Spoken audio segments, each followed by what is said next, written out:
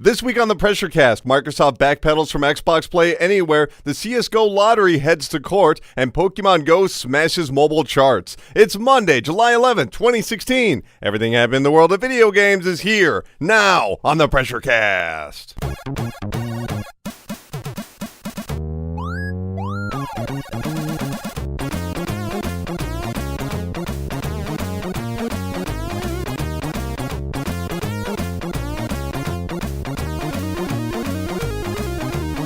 Hey, Pressure Pals. Welcome to the 138th episode of the PRESSURECAST, VideoGamesAreDumb.com's weekly news panic that posts every single Monday on iTunes, Stitcher, YouTube, TuneIn Radio, Google Play Music, and America's longest-running independent newspaper at ShepherdExpress.com. My name is Colin Tanner, and I'm caffeinated and ready to ramble you about some gosh darn video games. And across from me, from OptimismVaccine.com, Steve Cuff. Hey. Hey, how you doing, Steve? I'm fucking exhausted, man. You're exhausted? Yeah. Why? You just gonna end it at that? I drank a bunch of beer and stood in the sun and listened to 80s bands at a shitty festival yesterday. Well, that will do it. That is. But I got COMD and they were so good. That's something the number one cause of heat stroke. It's like 80s bands, sunlight, and Bud Light. A lot of light. A lot of light. That's the problem. Well, in case you've never listened to the PRESSURECAST before, each week the PRESSURECAST slices up the latest video game news, past, present, and future, and puts it right into your ears through several sensational segments. 2 hours or less. I, too, am a little tired, if I can say so. We have a lot to get to this week. We got to talk about the legal business and financial news in the chart park. We got to talk about all of those mobile games and Pocket Talk. We've got to talk about the idiot of the week and wrap it up with what happened 20 years ago and beyond in strong history.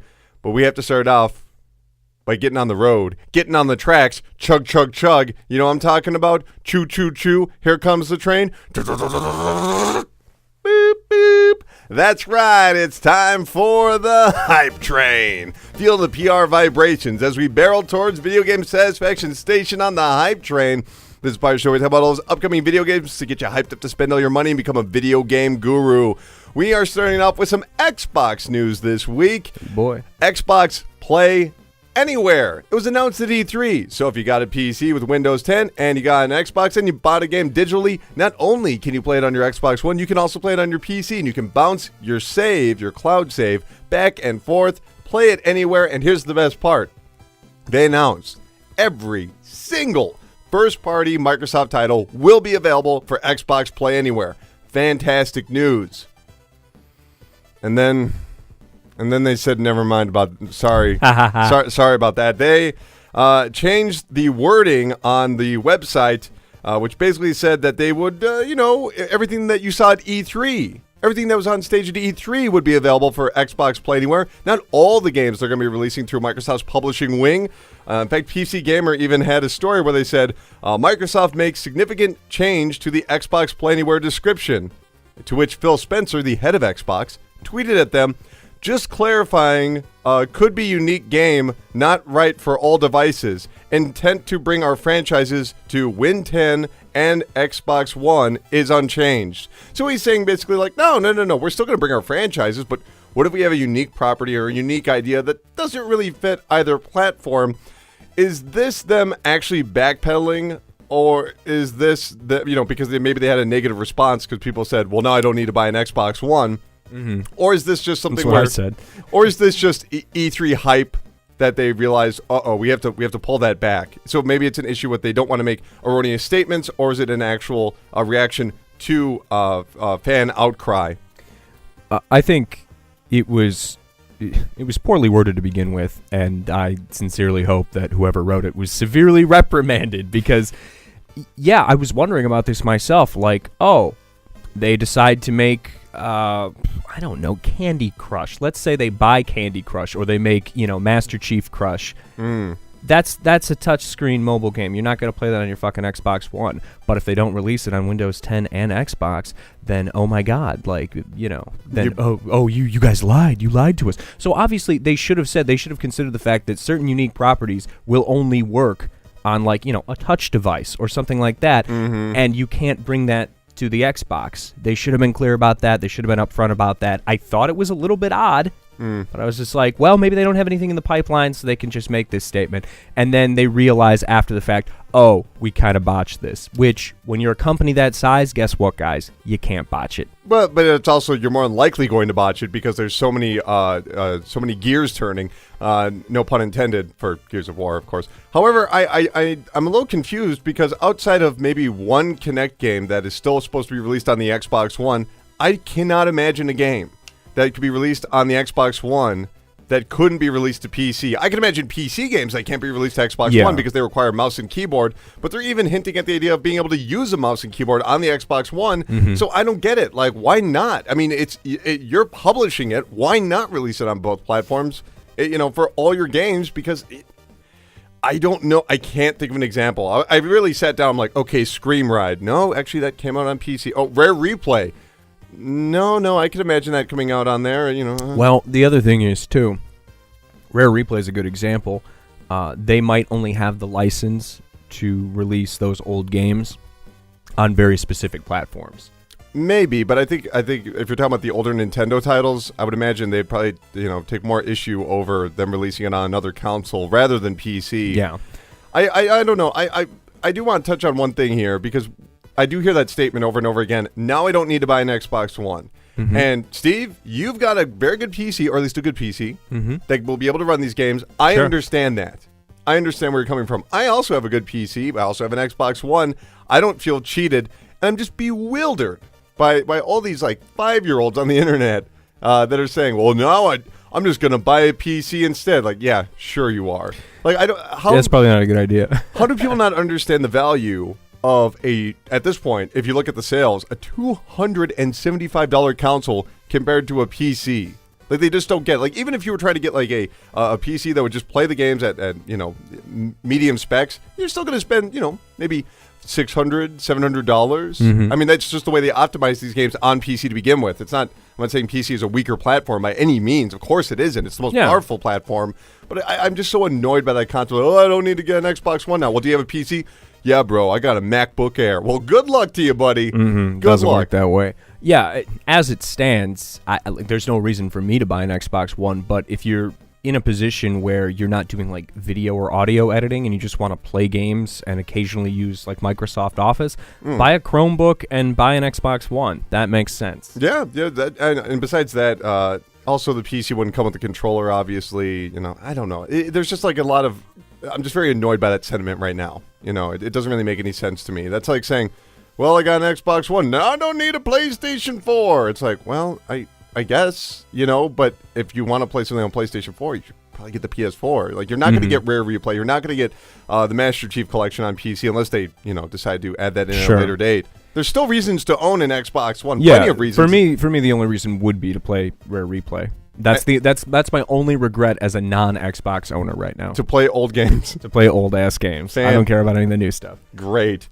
Toot, toot. Let's go over to Sony to talk about one of their exclusive games that's also available on PC. Hey. No reason to own a PlayStation 4, I guess. What a dumb statement. Well, of course, whatever. Hello Games has announced No Man's Sky has officially gone gold. Sean Murray from No Man's Sky says, it's happened. No Man's Sky just went gold. I'm so incredibly proud of this tiny team. 4 years of emotions. Of course, it will be released on August 9th. That's all the news we have for it, but let's just predict the outcome of this release. What do you say, Steve? Will it be a critical darling that is loathed by fans, or will it just be a game that everybody loves, but it's kind of buggy, or will it be a horrific mess? What do you say? Let's just aimlessly predict. We have no evidence of this. Yeah, I don't know. I'm glad they took extra time to iron out some kinks. I think that was a smart move. So it wouldn't be released in a buggy state. The weird thing about this game... I mean, there's got to be bugs. It's a whole universe. Yeah, that's true. And I'm sure people will discover very bizarre things that you can't really account for. I was 40 hours into my gameplay session, and then the game crashed, and now I have to start all the way over. F my life, bro. The thing is, you can't play test this. I mean, you can, but you can't account for the randomness, the weirdness. You're going to see things in this game that the developers never saw. Newt Gingrich is in the game. They don't even know it yet. He's there. I think when this comes out, it's going to be a critical darling. It's going to do well. I foresee a strong fan backlash, though, because for some reason there's this fervor around the game, and I'm glad, because when it comes down to it, the closest analog to this game that I can think of is like Proteus. The whole point of the game, it seems to be, yeah, you've got an entire universe to explore, so check it out. Yeah. I can see a little bit of comparisons to Minecraft, although you're not actually crafting. You're not building things, yeah. I mean, you are, but you're not building the world. Yeah, but and I see it has so many parallels to walking simulators that I can see people going like, wait, the whole point of the game isn't to just like battle people in space? There's laser guns. There are laser guns. It does have that. And you got a laser ship. Although you probably won't bump into any other players for any sort of multiplayer, so there's that. I'm just really curious to see what happens, because I wonder if this will, like, what could possibly come out of this? Will there be any other developers that are looking at that's like, oh, I guess we're making a No Man's Sky? You know what I mean? Like, I can't imagine the result. It's so original. Well, and it's not like people are trying to make Minecraft. Like, I mean, you can clone Minecraft, but you can't. People are trying to make Minecraft. You can't use that as a blueprint for other games. And I think this is a game too where, like Minecraft, its success and what it is going to be dictated by the players. You know, maybe certain planets will become hubs for PvP combat. I don't know. Maybe everyone will just kind of go off on their own and explore and not interact with each other. I don't know. Wouldn't it be great if the game launches and it turns out there's only one planet, and just Hello Game Studio, there's just like a little note that's like, take that, suckers. We got all your money. I just think it's really cool that we're experiencing a big launch, one of the biggest launches of the year, for a game that is so, like, just loose and ill-defined in a good way. Like, we don't know what this is. The developers don't know what it is. It's just a thing, and the players are going to make it whatever it becomes. They quite literally created AI drones to go around the universe and locate new planets because they couldn't test it out themselves. They couldn't hire enough people to do it. They actually had to create robots to do the job for them. Well, AI, but you know what I mean. Yeah. Okay. Toot. Evolve! Remember Evolve came out, I don't know, 2 years ago? Last year? I can't even remember exactly when it was. But it's already gone from my memory. It was made by Turtle Rock, the people that made Left 4 Dead. It was 4 players trying to take out one monster. That monster, of course, was controlled by a player, and that monster could continuously evolve, becoming more difficult to kill as the game went on. Very cool concept, very fun game, and not a whole lot of people bought it and immediately stopped playing it, and its player base just flatlined up until this week, where it saw a significant spike because they have announced through a beta that it is officially going free to play. We have Chris Ashton and Phil Robb. They have a joint statement. They're the co-founders of Turtle Rock. We've been listening, and now we're taking Evolve in the direction that a lot of you have suggested since the beginning. We're making Evolve free on PC, no buy-in or box required. We have lived and breathed Evolve for over 4 years, and we feel like we are just getting started. We want that magic back, and we aim to make it happen. We made a lot of changes, improvements, and additions to Evolve over the past year, and we've got a lot more coming. In short, we're giving this game a vigorous overhaul. So, in case you never played the game, one of the controversies when it was released is that it had a ton of cosmetic DLC, additional characters, on top of a $60 game. I mean, you could spend hundreds of dollars playing Evolve from the week it launched. There was a lot of stuff to get alongside the launch of the game. Can't stress that enough. It wasn't a couple of months down the road. It was the exact same day. So it actually makes it perfect for free-to-play, because you look at something like Team Fortress 2, obviously that has a ton of microtransactions, but it's such a solid foundation. You can play it indefinitely. This is a game that's best experienced with friends, so they're removing a significant barrier. You don't even have to buy it. Just download it, and you can play with your buddies. No announcement for when it's coming to console. Do you think Evolve is really going to get a second life, a real second chance, or is this just a flash in the pan, fun for a weekend, see you later, guys? I think it'll get a little bit of a boost. I don't know how much, but there's a lot of negativity surrounding the game, and once you lose that initial core player base, it's hard to build back up that goodwill and those regular players that make the game actually fun, because there's people there. Do you think they're trying to get those players back, or are they just going for a new audience? New audience entirely. They have to. But I mean, when Evolve launched, one of the biggest criticisms of it was, like you said, there was hundreds of dollars worth of DLC on day one. So it was almost like the developer was trying to have their cake and eat it too. here is a $60 game, but by the way, it's basically run like a free-to-play. Can I just? What does that even? I've never actually bothered to ask. What does that mean? Have their cake and eat it too. They want the best of both worlds. So normally you can have one thing. No, and I the know, I other get thing. that. I just want to carry the analogy out. Oh. What is up with the cake? What are you talking? Like, if someone gives you cake and you start eating it, they're not like, that greedy pig. What is he doing eating the cake? Because just look at it. If I give you a piece of cake, then you have this beautiful piece of cake. If you eat it, then you no longer have it because your plate is empty. You ate the cake. So you want to have the visual of the beautiful cake, and you want to eat the cake because it's delicious. I don't get it.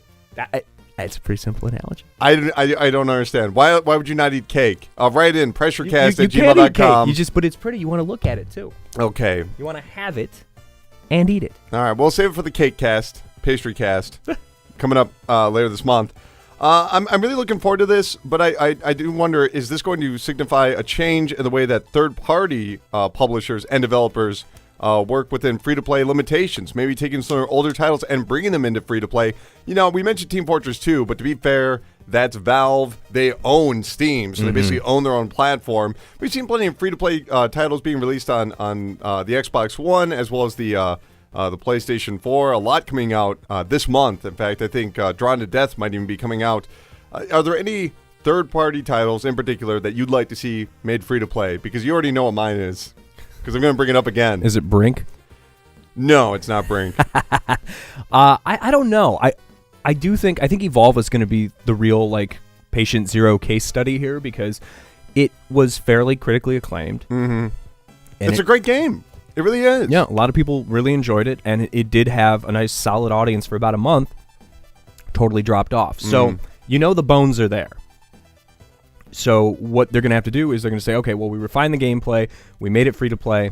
Is it going to be a success? And if it is, I guarantee you're going to see a bunch of shit. I just want to say, once again, Capcom, please make Street Fighter V free to play. You need to get that game into the hands of other people. Let them buy the stupid costumes. Let them buy bonus characters. I know you said, oh, we're not going to charge for characters. Or no, they never said that because they are charging for characters. But just do it. Just do it.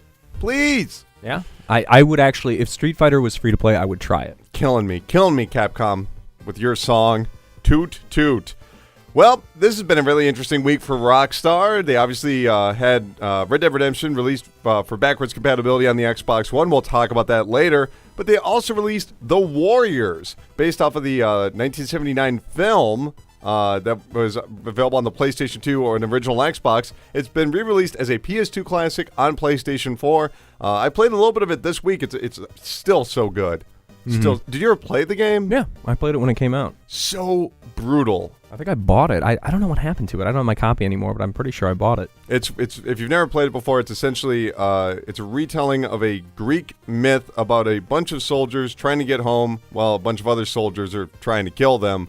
Except they replaced that with wacky street gangs, like Batman villains. Like there were mimes and people with baseball bats. It's God, I love that world. It's pretty zany. And the game is quite literally so violent, you will be like, it makes MMA look like, pro wrestling. The crazy thing is, too, it's based on a book that was published in, 1965. A lot more low-key book. They definitely spiced it up with we're the baseball furies. We put face paint on, But the orphans are pretty legit. If you've not seen the movie, I recommend you watch it. Maybe fast forward a little bit in the second act. Not the strongest act in the movie, but the first half an hour of that film, incredible. So good. It's really good. Besides that, in the game, you can kick somebody in the balls and then just punch them right in the temple and have blood pour out of their head. Amazing!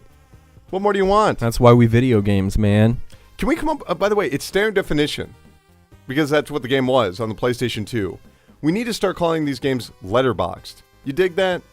Letterboxed games for standard definition? I don't know. Maybe. Okay.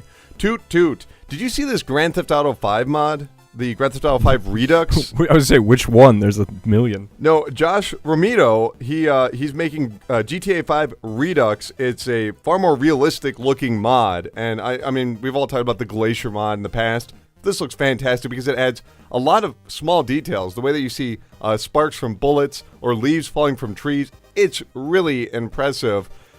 Reason I bring this up is because we are entering a phase now where consoles are starting to get mods through publishers like Bethesda. We're seeing more powerful hardware coming out shortly.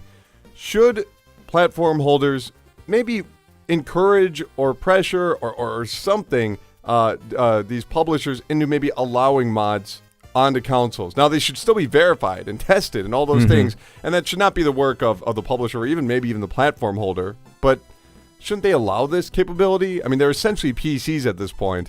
Yeah, I think for certain games it makes sense, like games with a very strong modding community that's already supported by the developer of the game. So Bethesda makes perfect sense because, obviously, like Nintendo is the exact opposite of Bethesda in that way. Like for Nintendo, the IP is precious, and the moment that you start fucking with it, they get very, very, very upset.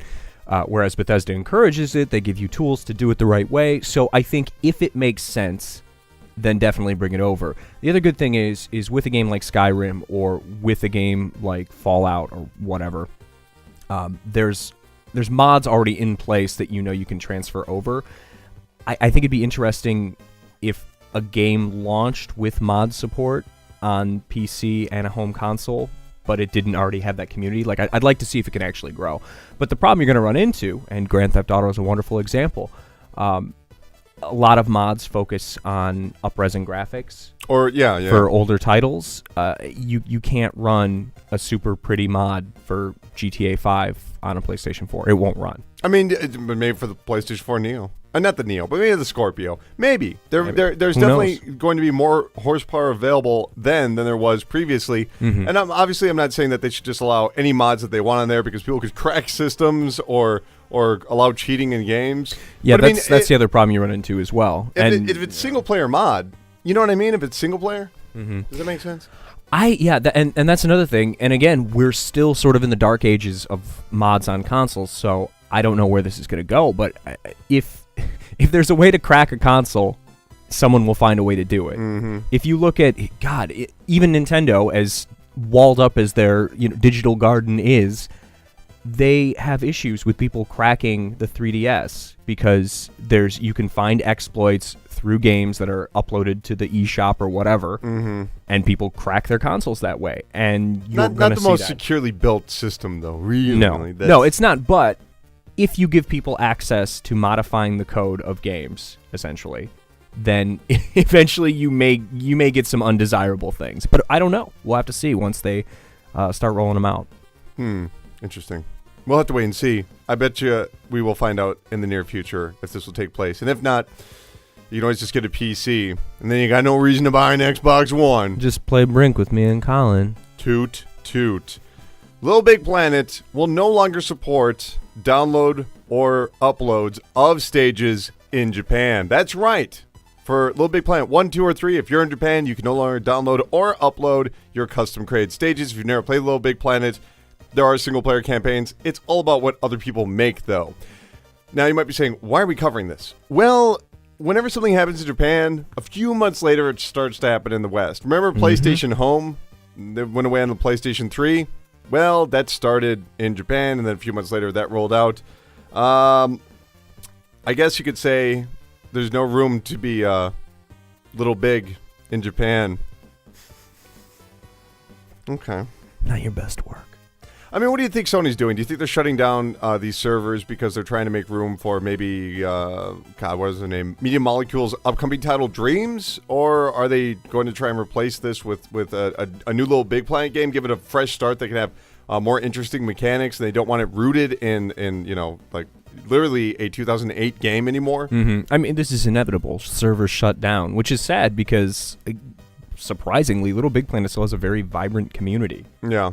Probably not in Japan. Probably not in Japan, but I don't know. I was playing, maybe a year ago, and there were still a ton of people online playing Little Big Planet on PS3. Like, that's crazy. Yeah, no, the FBI knows all about them. There are some weird people on there. That is... But I mean...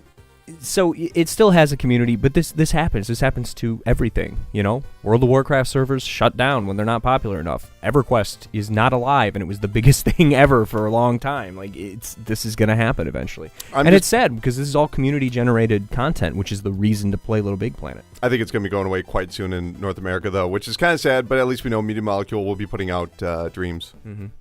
I wish there was a way you could download and save levels, too, because you're losing so much cool shit. I'm sure that Someone's got to save it on a floppy disk or something before they shut it down. Toot toot. Save it to my zip drive. NVIDIA has announced the GTX 1060, which promises, not guarantees, promises 980 performance for the low cost of $250. Obviously, AMD just announced their RX 480. That's $200, which has similar performance to a 980. There's a slight dig here, though, from NVIDIA. They said, on average, the 1060 is 15% faster and over 75% more power efficient than the closest competitive product at stock speeds. A slight dig towards AMD. Is it just going to happen again? Has AMD once again been undercut? It felt like they were building momentum with the 480. While everyone was kind of like, oh my god, the 1080 looks fantastic, the 480 seemed to be, a lot more cost efficient, and it is. It's $50 cheaper. And I felt like they were really gaining some momentum, and now NVIDIA is just swooping in again, going, nope, you can't have that. Yeah. So AMD is once again relegated as the people that make graphics cards for consoles as opposed to PCs now.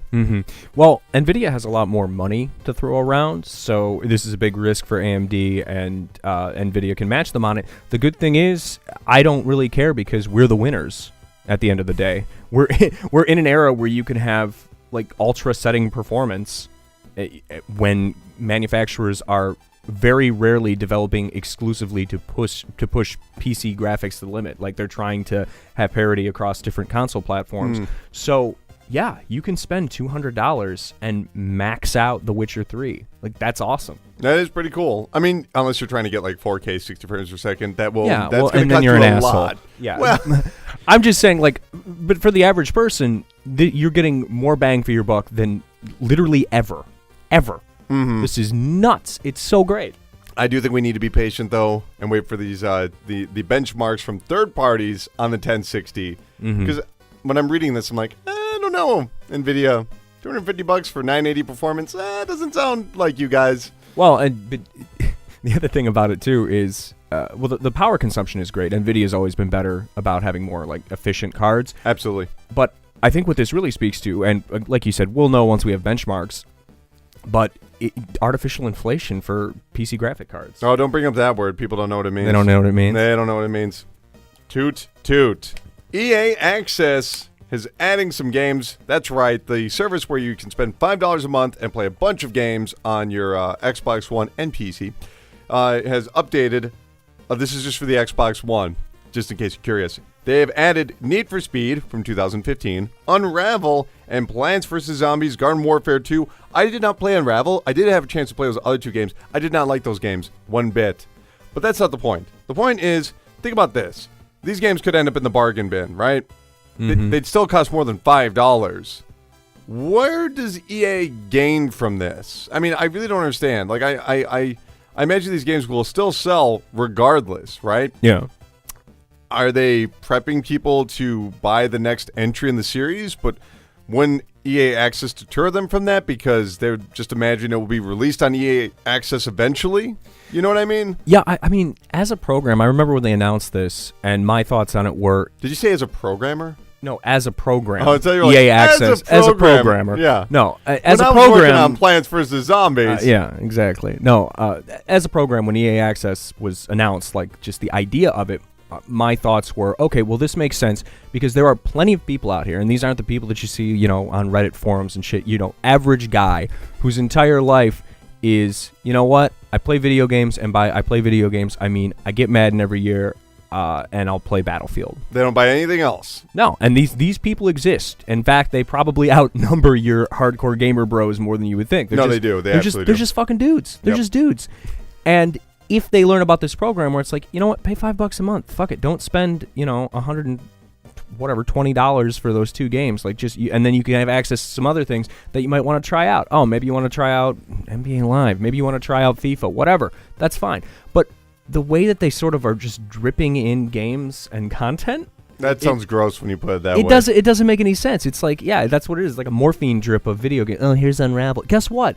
The people who are interested in EA Access, they don't give a fuck about Yarny, okay? I mean, you look at the people that react to games with Golden PlayStation Plus every single month where it's like, No AAA titles. No, thank you. Like, they're so fucking spoiled. And I'm worried that EA Access is creating that culture of entitlement and expectation where it's like, oh, we got Plants vs. Zombies, Garden Warfare 3. You might have had a chance to check it out in the EA Access vault, so maybe you want to pick this up. Yeah, no, I'll just wait for it to come to the vault. You know, so I don't know. I think it's a bit of a mistake. Undervaluing their franchises. Even aside from that, who's the audience? Those hardcore EA fans, bro. I'm just saying. I would love to see or just talk to someone from EA and be like, who the fuck is this for? Fantastic. Let's move on. Toot toot. Xbox is going to be adding wheelchairs for avatars. So if you like that avatar feature and you would prefer that your avatar is in a wheelchair to better reflect your own self, or if you just feel like you want to have a wheelchair, you can. Maybe you really like Wheels from the Burger King Kids Club. That's true. They do show the dude popping a wheelie in the picture. Much like Wheels from the Burger King Kids Club. I think it's interesting that they just added it. It seems like something highly unnecessary, but it's pretty cool. You know, that's about it. All right, we have our one last story before we go to the games coming out this week. Toot toot. Matt Pat. You see that? That's the game theory, man. Dude, you hear that? No hard P's on a microphone. Matt Pat? See how good that is? Matt Pat. See, Pat. So you know how you do that? Matt Pat. You got to swallow the P. Really? Yeah, swallow the P. Well, if there's one thing that you're really good at, it's swallowing P. Okay, that was inferred, sir. He met with the Pope recently. Matt Pat met with the Pope. Okay, Matt Pat met with the Pope recently. That's true. And he actually gifted him a copy of Undertale on Steam.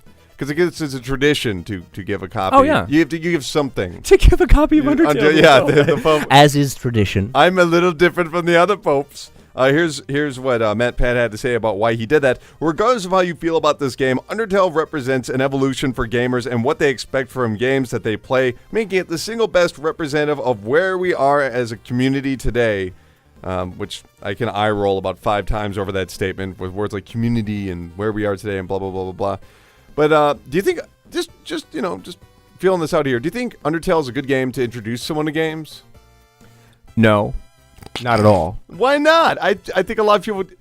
Whatever. It's too self-referential. Like, Undertale is a video game about video games, ultimately. That's what it's about. Like, every little thing that I love about it, I mean, obviously the writing's great and the relationships you build are great, but the whole thing is it subverts video game norms. Like, it takes everything that you know about JRPGs and just video games as a broad medium, and it subverts it.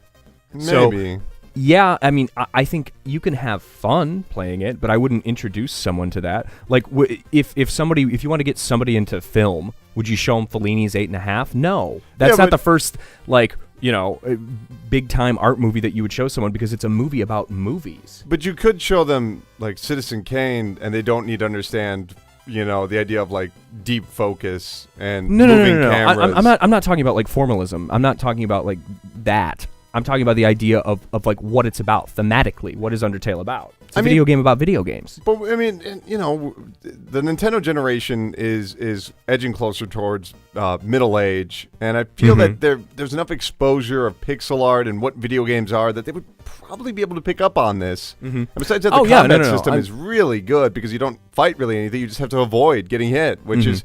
I think there's plenty of iPhone games that are built around that. Sure, but again, this is a very specific audience. Yeah, if you're over the age of 30, then I would totally give you Undertale if you want to get back into video games, because it's self-referential, but most of those references are steeped in like historic tropes from that era, the 1980s. But if you're just like, if I wanted to get my mom into video games, or the motherfucking Pope, who I guaranteed has never touched a video game in his life, you don't know he's not going to get Undertale. Why are you judging Pope?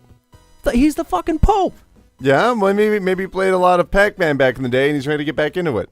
No, listen, there's he's gonna play this. There's two types of virgins in the world. There's people who dedicate themselves to the Catholic Church, and there's people who play a lot of video games. I was about to say those are the only two I can think of.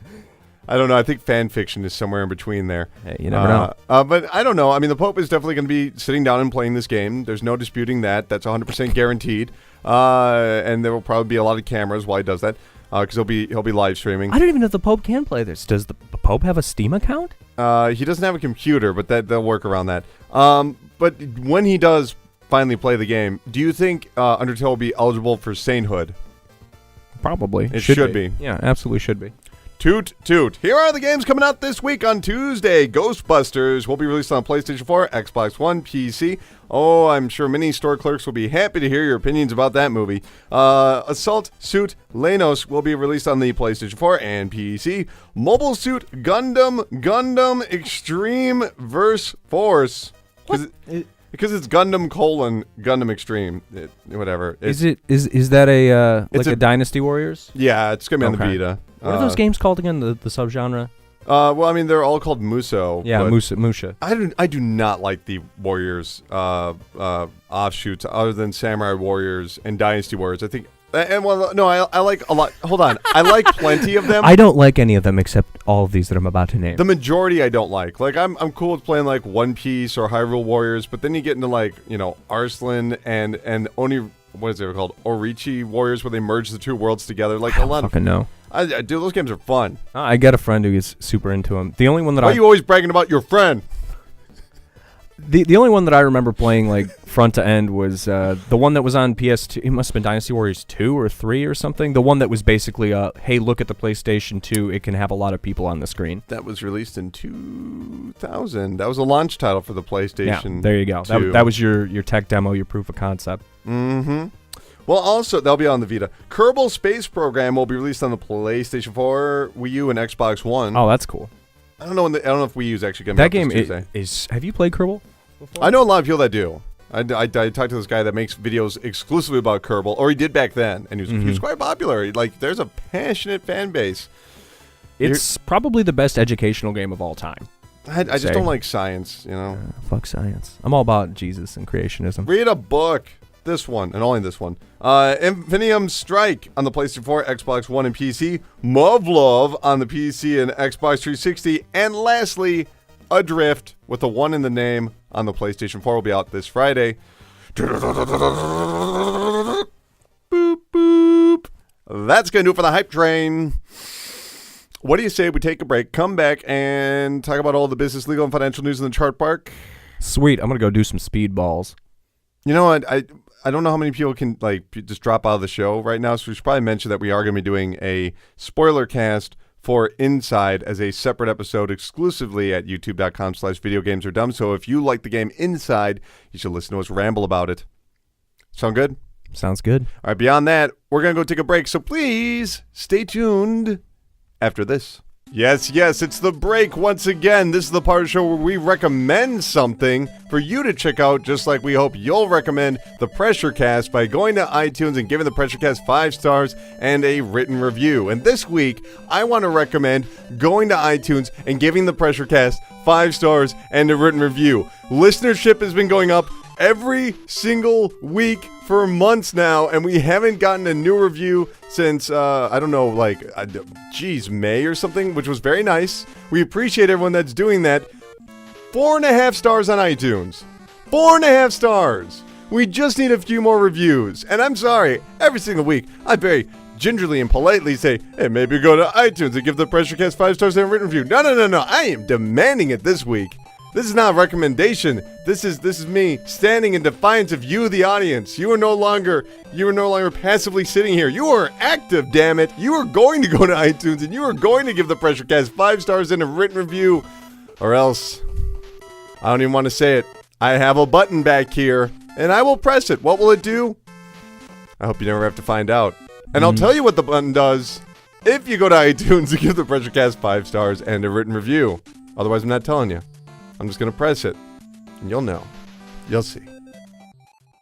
Welcome back to the show, everybody. Welcome back to the show, everybody. Man, it is such a beautiful day outside. We need to take our usual trek down the street into a little place that's always warm with the glow of cold, hard cash. That's right, we're stepping out to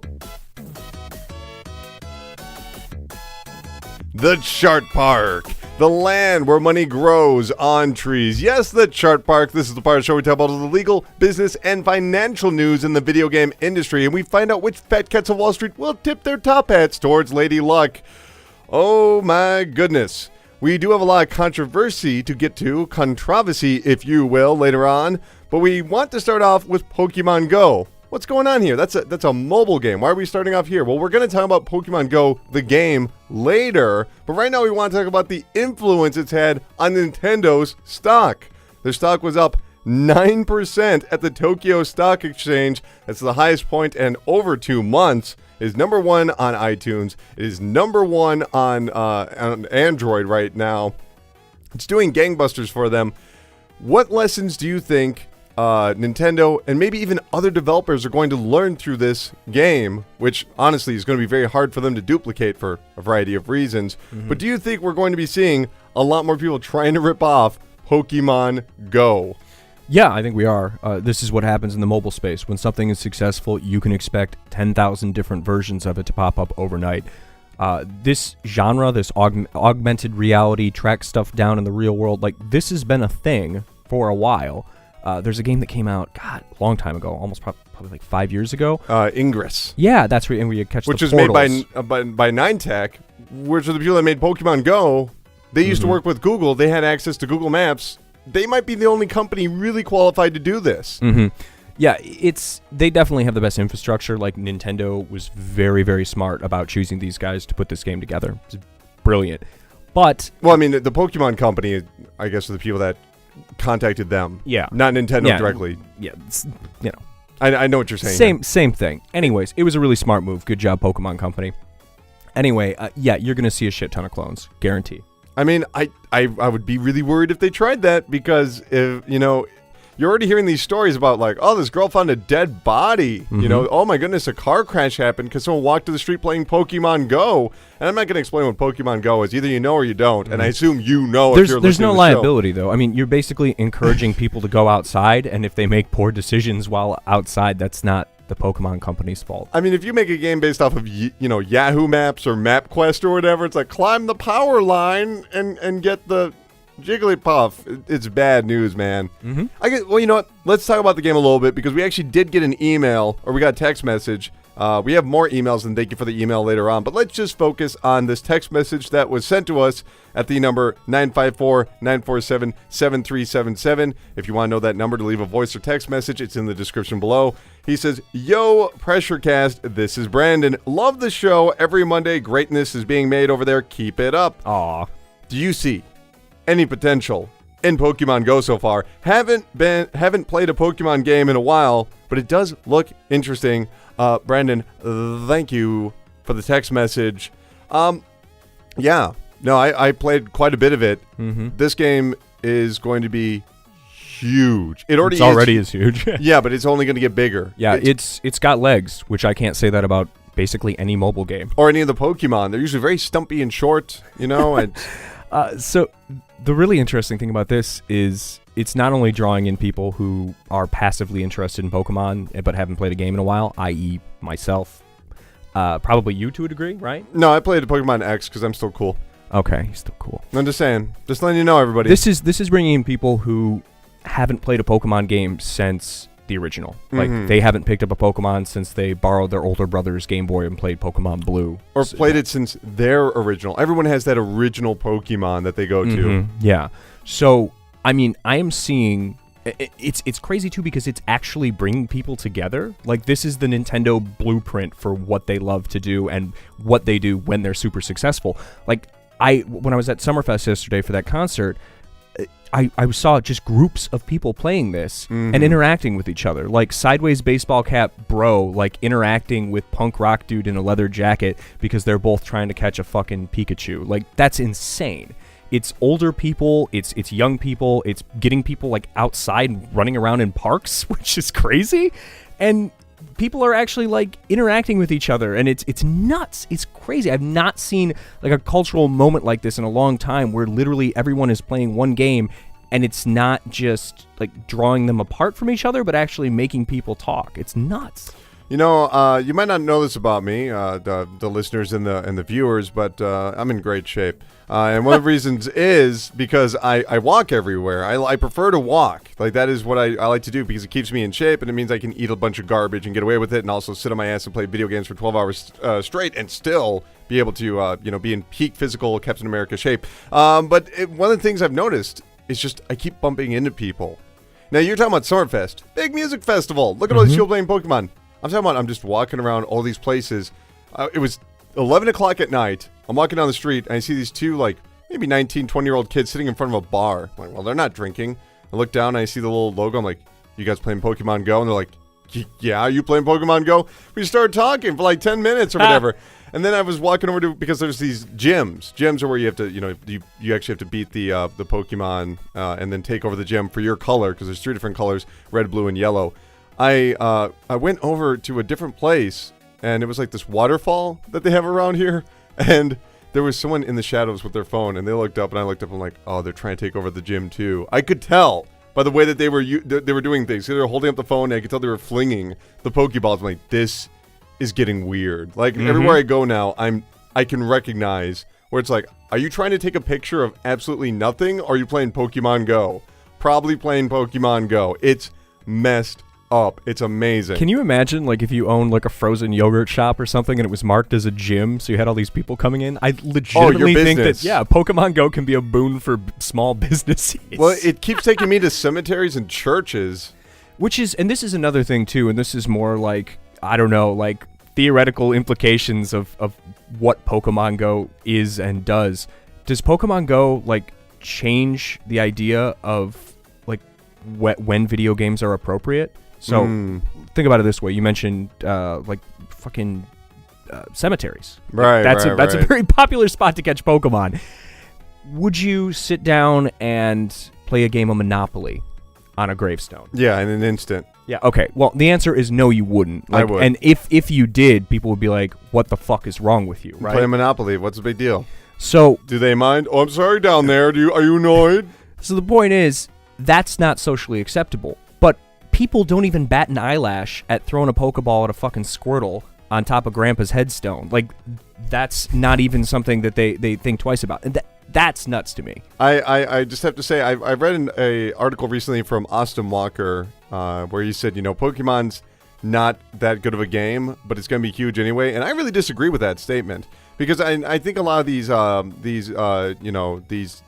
city elites,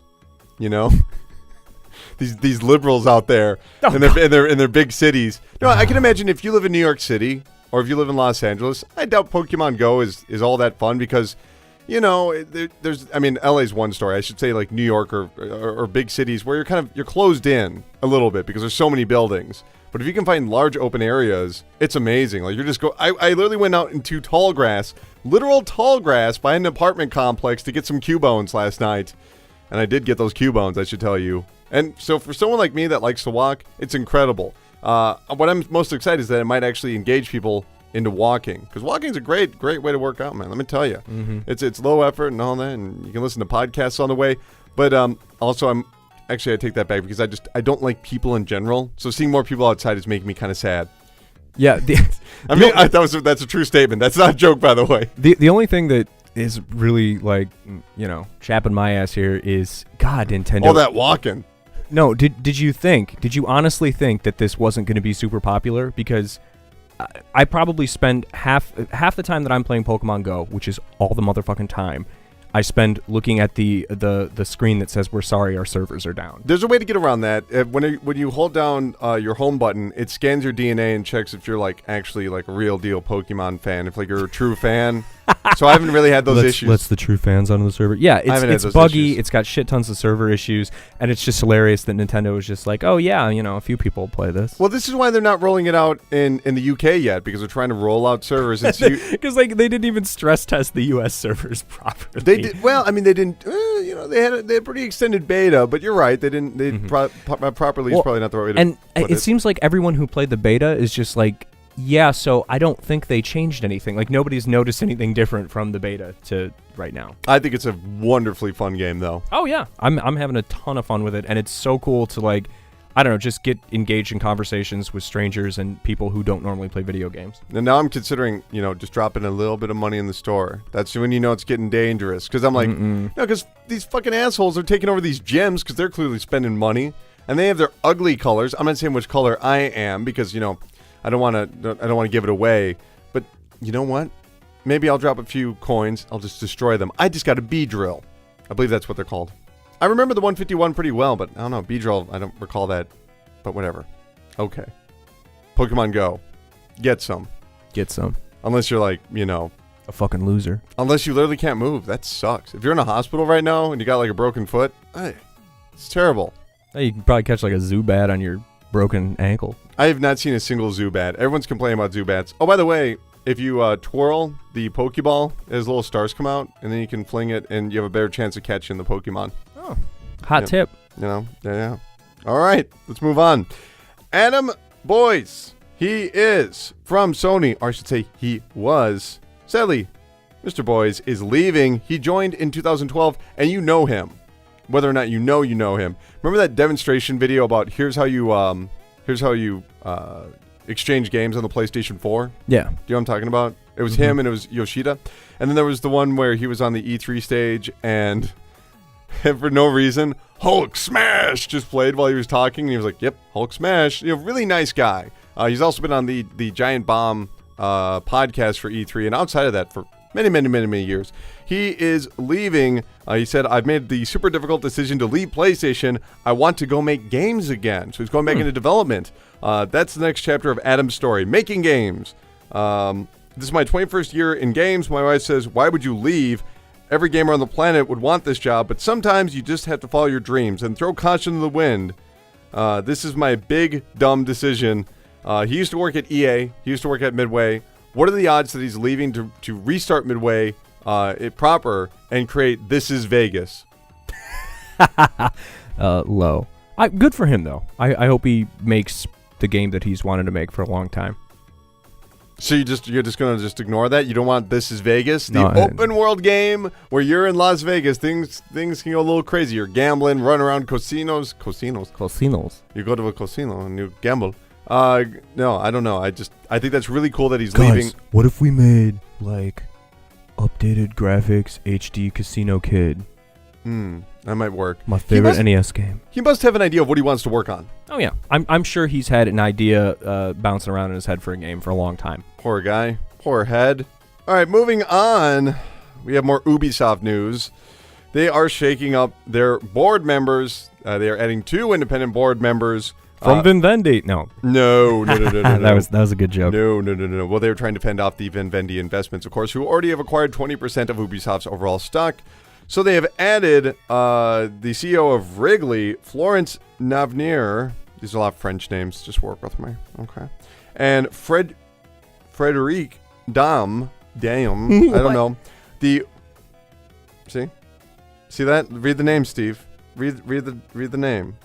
I think you actually got it the first time. Thank you. And you laugh at me. You know what you just did? You spat in the face of France. Well, you do French names better than you do Japanese ones. Okay. All right. He was the Uber product and engineering manager.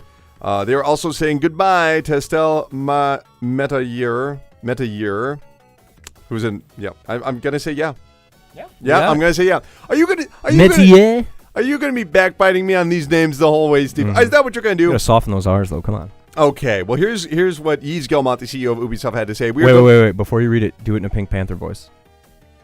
Pink Panther doesn't have a voice. It's true. He never talked. That was the joke. Yves Guillemot, we are... Oh, they were trying to say an Inspector Clouseau voice. All right. We are delighted to continue the expansion of our board of directors with the appointment of Frederic and Florence as independent directors. I would like to warmly thank Estelle Metier for her involvement and her contribution to the work of the board over the past few years, especially her valuable contribution to governance-related subjects and aspects linked to Ubisoft's growth strategy. Okay, so obviously they're losing somebody. Is Guillemot stacking the deck of people that maybe don't want to be part of Ubisoft? I don't know how to state this properly. But maybe they don't have a huge investment in Ubisoft. They don't really want to be that involved. But seeing this potential threat from Vivendi, they're willing to engage. That Well- they're like anyone that's signing on right now is trying to defend Ubisoft from Vivendi's possible hostile takeover. Well, you said one of the people is from Uber, right? Yeah. Yeah, well, I mean, if you want to hire a bunch of assholes who like litigation, I mean, Uber's probably a good place to start. Not a very good name over in France either, because all those taxi No. drivers protested Uber. I No, mean, but they're ruthless. So if that's what you want, that's what you're getting. I'm very intrigued to see this ongoing development. There's really not much more to the story, but these are all factors that will play into whether or not Vivendi eventually goes away, or if they play nice, or if they eventually take over Ubisoft. If you want to talk about some real dirtbags, let's talk about G2A. The people that have a reputation for selling stolen keys that were purchased with stolen credit cards. You'll be saying, how can a key be stolen? Well, the cards are stolen. That's how. Because then, of course, they have the fraud protection. That means that the developers get nothing except they lose their damn keys. G2A is adding a new system to verify sellers. So you have to have a social media account and a phone number. So these are... No, hold on. Now, keep in mind, there is no such thing as fake social media accounts. There's no such thing as a burner app or burner phone. Those don't exist, Steve. Those don't exist, Steve. Anybody can make a Google Voice number. No, they cannot, because G2A is two-step verification. Oh my God, that is hilarious. And it's not like there's, you could just buy a phone at a gas station, and sell your methamphetamine and heroin all throughout Baltimore. You can't just do that. Do you think, honestly, is G2A, is this just a PR effort right now? Because if you look at it, anyone that's already doing this, but they do mention you're only going to be able to sell, I think, 15 keys a day. Here's my theory. Unless, of course, you have the phone number and the social media account, then we're back to normal, baby. Oh, we're Lord. back in business. I guarantee this is not a PR decree, because any PR person would go, no, this is fucking dumb, because anybody with half a brain can see through this bullshit.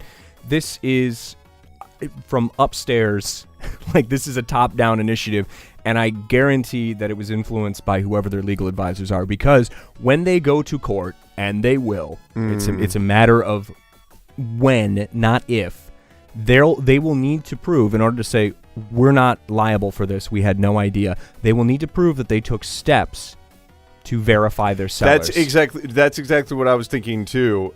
This has nothing to do with the actual steps themselves, but when they say we've made strides, we've strived over the past few months to really fix this. Yeah. They don't want you to actually know what they did. They just want to be able to say that they tried something and have it be factually correct, even if this effort is foolish. Sure. It's just like trademark and copyright infringement things. You have to show a willingness to go after people, otherwise you can't make a case. So if 10,000 people infringe on your copyright and you don't go after any of them, then you're fucked. If you go after one of them, that's all you need. Absolutely. Let's talk more, legal news. We're in the legal segment right now, and this is one delicious issue right here. CSGO Lotto. Dude, no, hold on. I don't know if you heard about this site. I actually just found out about it this morning, and let me tell you, I'm really enjoying it. I put some of my rare skins on there. I'm making a little bit of money, here or there. In fact, we're gonna do this right now. Let's live use CSGO Lotto. And I'm sorry, this is off camera. Oh my goodness, $120. Yes. Oh man. By the way, I also founded the company. In case you haven't heard the story, two prominent YouTube personalities. Very prominent. I don't like fuckboys like this, but I knew who they were. TMRT and Pro Syndicate, they play a lot of Counter-Strike Go, the very popular, Steam game. And they created a company called CSGO Lotto, unbeknownst to all their users. This was not something they admitted to. They never said, hey, by the way, we made this company. So they make this company where you can bet on skins, and you can possibly get paid for your skins. And any skins that they acquire, because essentially it's a trading function, they sell back to Valve, is the way it works, because you can sell items back, which means, whatever. There's literally no regulation of this, so who knows what the algorithm is to spit out money for the users and take the money away. Like, they can totally favor that. The problem is that Team RT and Pro Syndicate also put out videos where they were trying out CSGO Lotto and acting like they've never heard of this site before. What is this?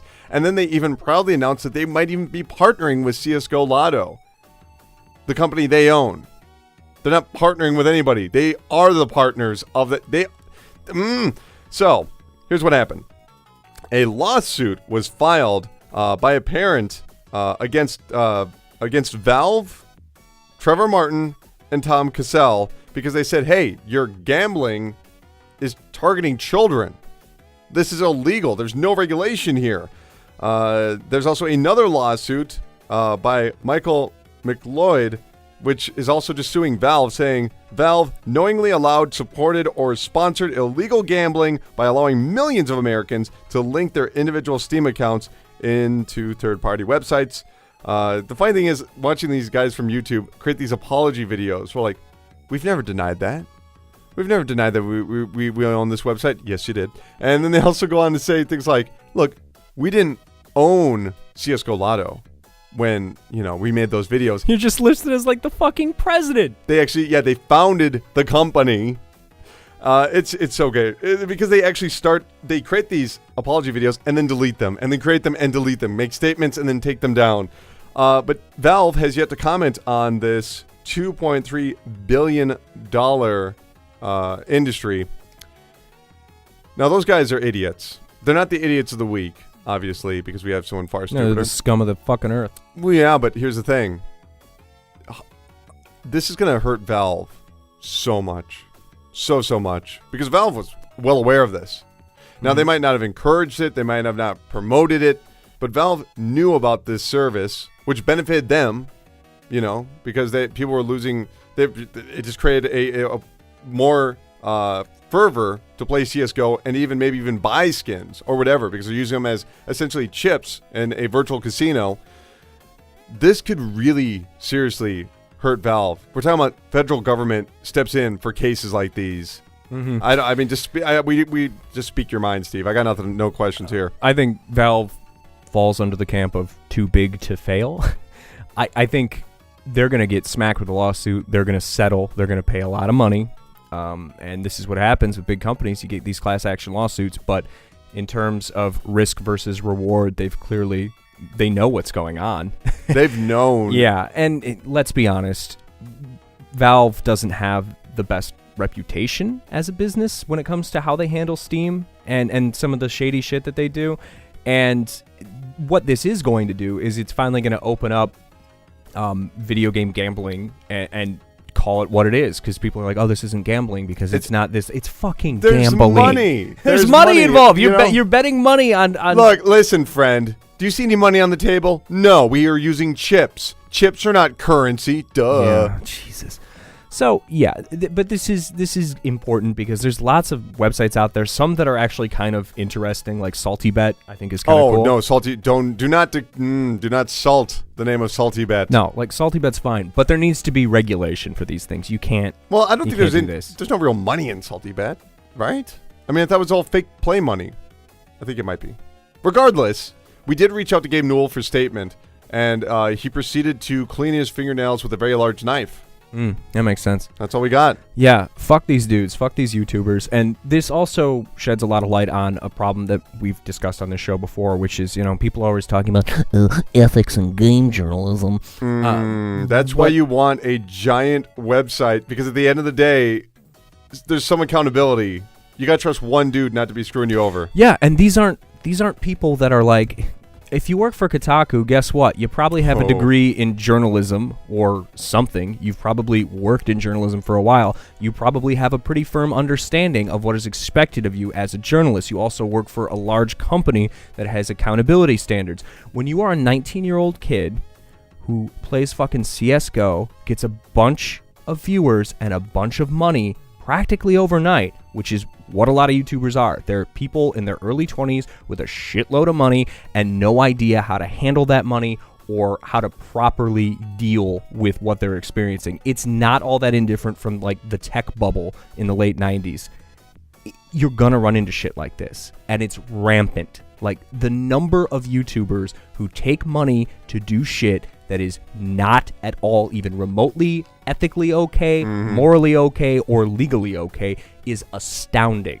And there's no accountability. I mean, like, and that's why you have to know where you're going and who to trust, which I just found out about this website today. It's really good. It's called videogamesardumb.com. Oh my God. I'm a really, I really like the guy. Maybe me and him, maybe we'll partner together. Maybe we'll get him on the show at some point. I'm not really sure how that's all going to work out. But, like, I just really want to encourage all you guys to go there and really check it out. And I'm just a big fan. Now, they're in trouble. And so is Valve. But speaking of Valve, let's talk about the Steam Summer Sale.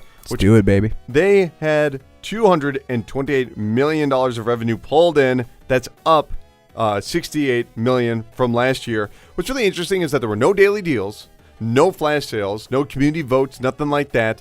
They just put everything on sale, and that was that. And the sales went up. The amount of money went up. Mm-hmm. Do you think this will communicate in any way, maybe to, I mean, we were talking about digital keys where there's less of an issue of finite stock, but do you think this will maybe educate other online retailers to create a more casual shopping experience, especially when it comes to sales, as opposed to move? Yeah. The sale is on, run, everybody, sale time, ding-a-ling. I hope so, because Valve's gamification of the process of getting a good deal on a video game during their sales is annoying as shit, and I did not like it. And it was bullshit anyways, because 99.9% of the time, if you missed one of their, special flash sale, blah, blah, blah, then all you would have to do is wait until the last day of the sale, and then you could just get the same fucking deal. So it was stupid. So you might as well just roll them all out at the same time. I will say, though, this is the first time in years that I didn't buy anything. No, me either. I just, I already buy everything. What do I need that for, Mm-hmm. Besides everything on PC, you got to update your drivers so I don't touch that garbage. Yeah, for me, it was like nothing. The only thing that I kind of regret is Samurai Gun never goes on sale. I want to pick up another copy of that for a friend, and I should have grabbed it, but I didn't. The only thing I would want to play on PC right now, I mean, there's actually lots of things I'd want to play on PC right now, but the only thing that would really pull me to use my, like for a new game, I should say, would be Overwatch, just because I would like to play with a mouse and keyboard, but that's not available on Steam, so there you go. Why would I bother? Okay. Moving on, Sega has acquired Amplitude Studios, the studios behind Endless Legend and Dungeon of the Endless. Cool. Pretty popular games, Good right? games. Dungeon of the Endless is awesome. Now let's continue on to another story. We're going to merge them together. Deep Silver has announced that they will be releasing Sega and Atlas games in Europe. They're going to be publishing them. So I wanted to bring this all together here. We have a publisher that just acquired a PC developer, and we have the same publisher announcing they're partnering with another publisher to release physical copies of games. In fact, even Deep Silver's boss, Clems Corral, whatever his name is, talks about physical titles. They have a strong passion for being able to deliver physical games to our fans in those territories, which we hold in the highest regard. Do you see what I'm trying to say here? Sega is really pivoting towards PC.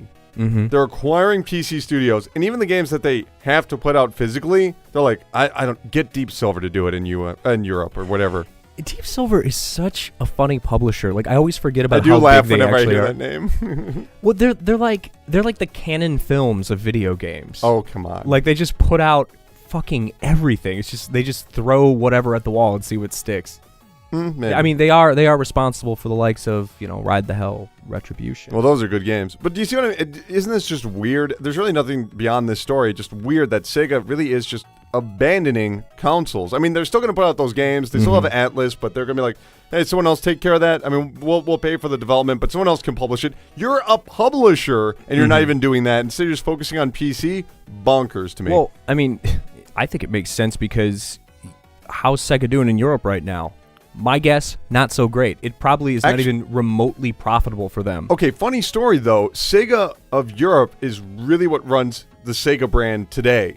That's what's really interesting, is that Europe's influence is really what's taken over. Like, with the philosophy of how Sega is managing how many studios they own, where the locations are. Like Sega of Europe is what made the decision to shut down the San Francisco offices and move them. Which makes me wonder why, like, most of the Sonic output of the last 5 years has been Nintendo exclusive, specifically focused on the Wii U. Because that's Sammy, and they're over in Japan, so But- they can make that choice. But I know, but I'm just saying, like, it's hilarious to me that because, like, the Wii U sold, like, there's 3 of them in Europe probably.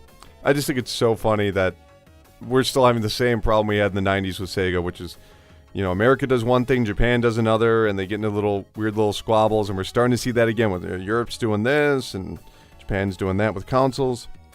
Whatever. Activision is denying a rumor that they are soon to close Sierra.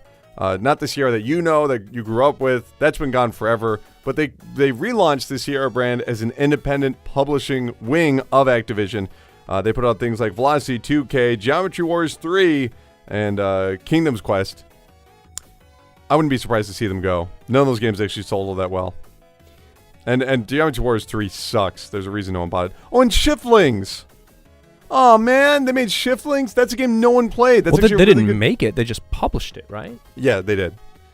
Shiftlings is a really good game, though. Please all go buy Shiftlings. I don't know. Why do they need a boutique publishing label? Is that just for, like, indie games or smaller digital releases? It's for smaller titles. It's for things that you would generally not see Activision produce. I mean, really, King's Quest and Shiftlings and Velocity 2K don't really speak to the current Activision brand. Like, they wanted to have something that... why? The reason they make these smaller studios or smaller publishers within a publisher is to create something that you'll recognize and you'll be excited about. There's really no modern comparison, I guess. Beer. Well, I mean, the closest thing I could say is, beer is actually a good example, but because we have a lot of younger listeners, I guess Marvel Studios. It's Disney now. I mean, it's Disney, but they work on the things that are bringing over those classic comic book characters onto the big screen. Well, yeah, because like you said, it's all about branding. So I was going to say Fox Searchlight, but who the hell remembers that? But okay, yeah, well, Fox Searchlight 2 or A24. They created a Fox Searchlight 2? All right. But yeah, beer's a great example. Like, Miller Coors owns a shit ton of microbreweries. So why don't they just make it, instead of calling it Goose Island beer, why don't they call it Miller Goose Island? Because Goose Island is a brand that says, look, we're independent. We make cool beer. No, you're owned by Budweiser. Mm-hmm. And same thing. And Budweiser is dad beer. Yeah, and Blue Moon and all those brands, whatever you drink that you think you're so special with. I don't know who owns Sierra Nevada. They might actually be independent. They're still independent. Yeah. They're the only good beer company out there right now that's nationwide. It's the only beer I Hot trust. take. No, if you're gonna walk into some place and you got to pick up beer that you know is gonna be there, Sierra Nevada is the only way to go. It's the only way to go. What are you gonna get? Oh yeah, give me a Hefeweizen. Great. Sierra Nevada makes a half. They do. I'm just saying that when you go into like a bar or whatever, like what are you gonna get? Like they got a Hacker Shore, which is like, you're rolling the dice right there because you don't know if they're actually rotating stock properly for Hefeweizen. Those things don't last as long as they like to think. What are you gonna have, a Stella Artois? Fancy. Bullshit. Get the hot takes on beer from just Colin drink. Tanner. Sierra Nevada is the only. I like hops. What can I say? All right, moving on. Hop take. What? Hop take? take. Shut up. That's the new podcast, by the way. Video Games Are Dumb is being shuttered. Welcome to Hop Take. Mm-hmm. Hop Take. I'm so annoyed by how many people are looking for an excuse to drink on camera. It's just annoying right now. I was watching a certain video game website, which I won't name, that was just like drinking and playing video games. And it was like, you just wanted to get drunk and you found a way to make this happen. And I'm not against, like, there are definitely funny, like Drunk History. Amazing. Like, there are exceptions to the rule, but that certain website, I go north when I hear that, if you know what I mean. Moving on, Red Dead Redemption sales on Amazon have jumped 6,000% after they announced the backwards compatibility on the Xbox 360 to the Xbox One. And now this is only talking about Amazon sales, right? Mm-hmm. How many people do you think bought it on... I don't have the numbers. How many people do you think bought it on PlayStation 3 because they just don't get it? They're like, oh, yay, finally! Well, you could actually look at the Amazon charts and answer that question. bet- That's a Googleable question. I really want to find that out. Just like how upset they're going to be. They're going to put it in their PlayStation 4. Why doesn't it work? Oh, God. I don't know. You got to keep in mind here, they sold a lot of new copies. They have used copies, of course, for sale, and third-party sellers. But they sold a lot of new copies of Game of the Year Edition for Red Dead Redemption, not even counting all of the digital sales. They actually put it on sale for, that it was $750. What does this do for Microsoft in terms of building a relationship with publishers? I mean, because essentially it's saying, hey, can we put this out? Okay. Oh, thanks. Hey, here's like a bunch of free money. Thank you for being nice to us. I mean, is this not building or establishing stronger relationships with third parties than they've seen so far in this generation? I think so. Especially because I'm guessing it probably doesn't take that much of a time investment on Rockstar's part. They don't do anything. Yeah, they don't do anything. They just sign the paper and hand it over. Yeah. Just stamp the ticket, and they do. Mm-hmm. I mean, I did have a chance to play Red Dead Redemption on the Xbox One, and it's aged. It's an aged game. I mean, you definitely look at it and be like, wow, but when you actually sit down and play it, it's like, this is pretty stiff. It's not as good as I remember, which means, that might even be better for Rockstar, because you're going to sit down and play the game and be like, oh, it doesn't play as good as I remember. And then they're like, oh, by the way, here's Red Dead Redemption 2. It plays better than you remember. It's modern, man, So maybe it'll take place in like 1972 and you're like an urban cowboy. Think about it. Think about Rockstar. Wouldn't that just be Grand Theft Auto? No. Because you actually have a horse and a 6-shooter and you refuse to drive. Okay. And your horse gets hit by a semi-truck in the last act, and it's all up to you on your foot to stop the evil Italian gang. You could call it spaghetti western. Anyway, moving on. Resident Evil 7 had a demo that was announced at E3, and so far over 2 million people have downloaded, which means it's officially surpassed the PT playable teaser that was for Silent Hills, the canceled Konami game. I just want to bring this up because fan support has been very strong. People that played the demo really like it. People in the press are like, this is not that great, but base people, regular people, those dumb slobs on the internet, plebeians, yes, they are very much enjoying this demo. How many developers do you think or publishers are looking at this as a brand new avenue? Demos were a thing back in the day. You put demos on a disc, whether it's on PC or on the PlayStation 1. People love demos, and arguably it's what got a lot of game sales. Demos went away. It's harder and harder and harder to get your name out there. Are we seeing the Phoenix Rising of the demo once again? I sincerely hope so. Do you remember a magical time where on the Xbox 360, anytime anything was released, there was a fucking demo? I do remember that. That was great. Do you remember during the PlayStation 3 generation where they just let you download the whole game and play it for an hour? The whole game. Just play it for an hour. Just a different time. I mean, I really do hope so. I know it's a pain in the ass for a lot of developers because making a demo takes time away from development. It really does. That's why a lot of people kind of bemoan when they have to create an E3 presentation or a playable demo. That's why they went away. Well, you see 2 million people have downloaded Resident Evil 7, and the reaction is very positive because these people are so ignorant and starved for anything that they'll just clap their hands like a bunch of dumb seals at anything they get for free, So they're getting a lot of positive reception. I just think it's wonderful, I think the people are stupid. And they're mouth-breathing morons, but I think that this is very good for publishers. So you didn't like the demo? No, I didn't play it. You didn't play it? I just want to kick people for some reason. I just want to the general public. Come on, you're listening to this. You know the general public is stupid. You know this. You look around a room and go, Jesus Christ, we are all going down in flames one day.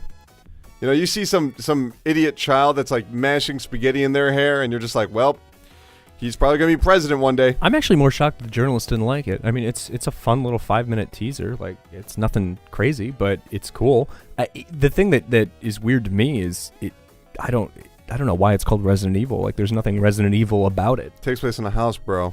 Yeah, I guess that's true. And in Japan, it's called Biohazard Resident Evil. In here, it's called Resident Evil Biohazard. There's a you are in a titular residence. Yeah, and soon you will be our VR with Resident Evil 7.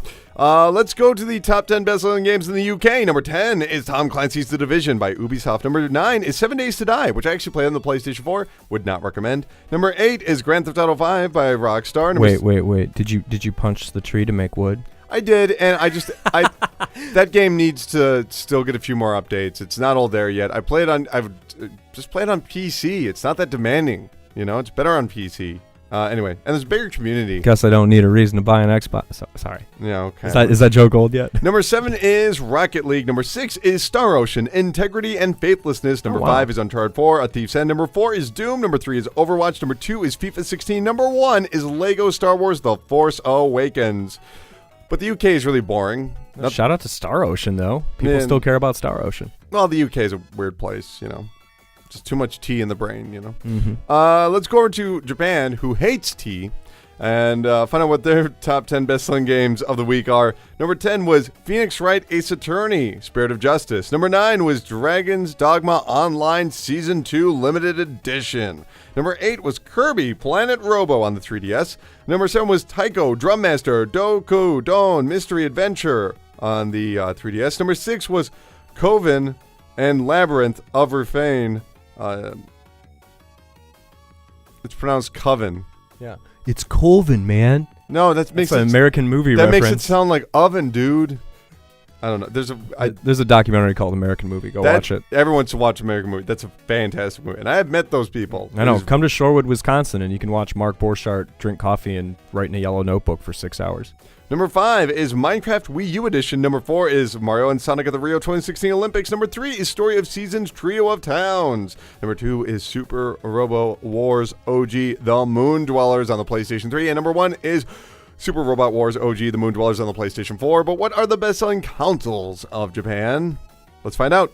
Starting out with the PlayStation 4 with 23,679, new Nintendo 3DS with 17,648, PlayStation Vita with 11,461, Wii U with 4,444, new 3DS with 4,122, PlayStation 3 with 1,265, 3DS with 718, 3DS LL with 82, and in last place, resuming their usual spot on the list, is the Xbox One with 73, which leads me to believe that the PlayStation Vita TV must have sold 0. Because you need to sell 1 to place on the list. That seems reasonable.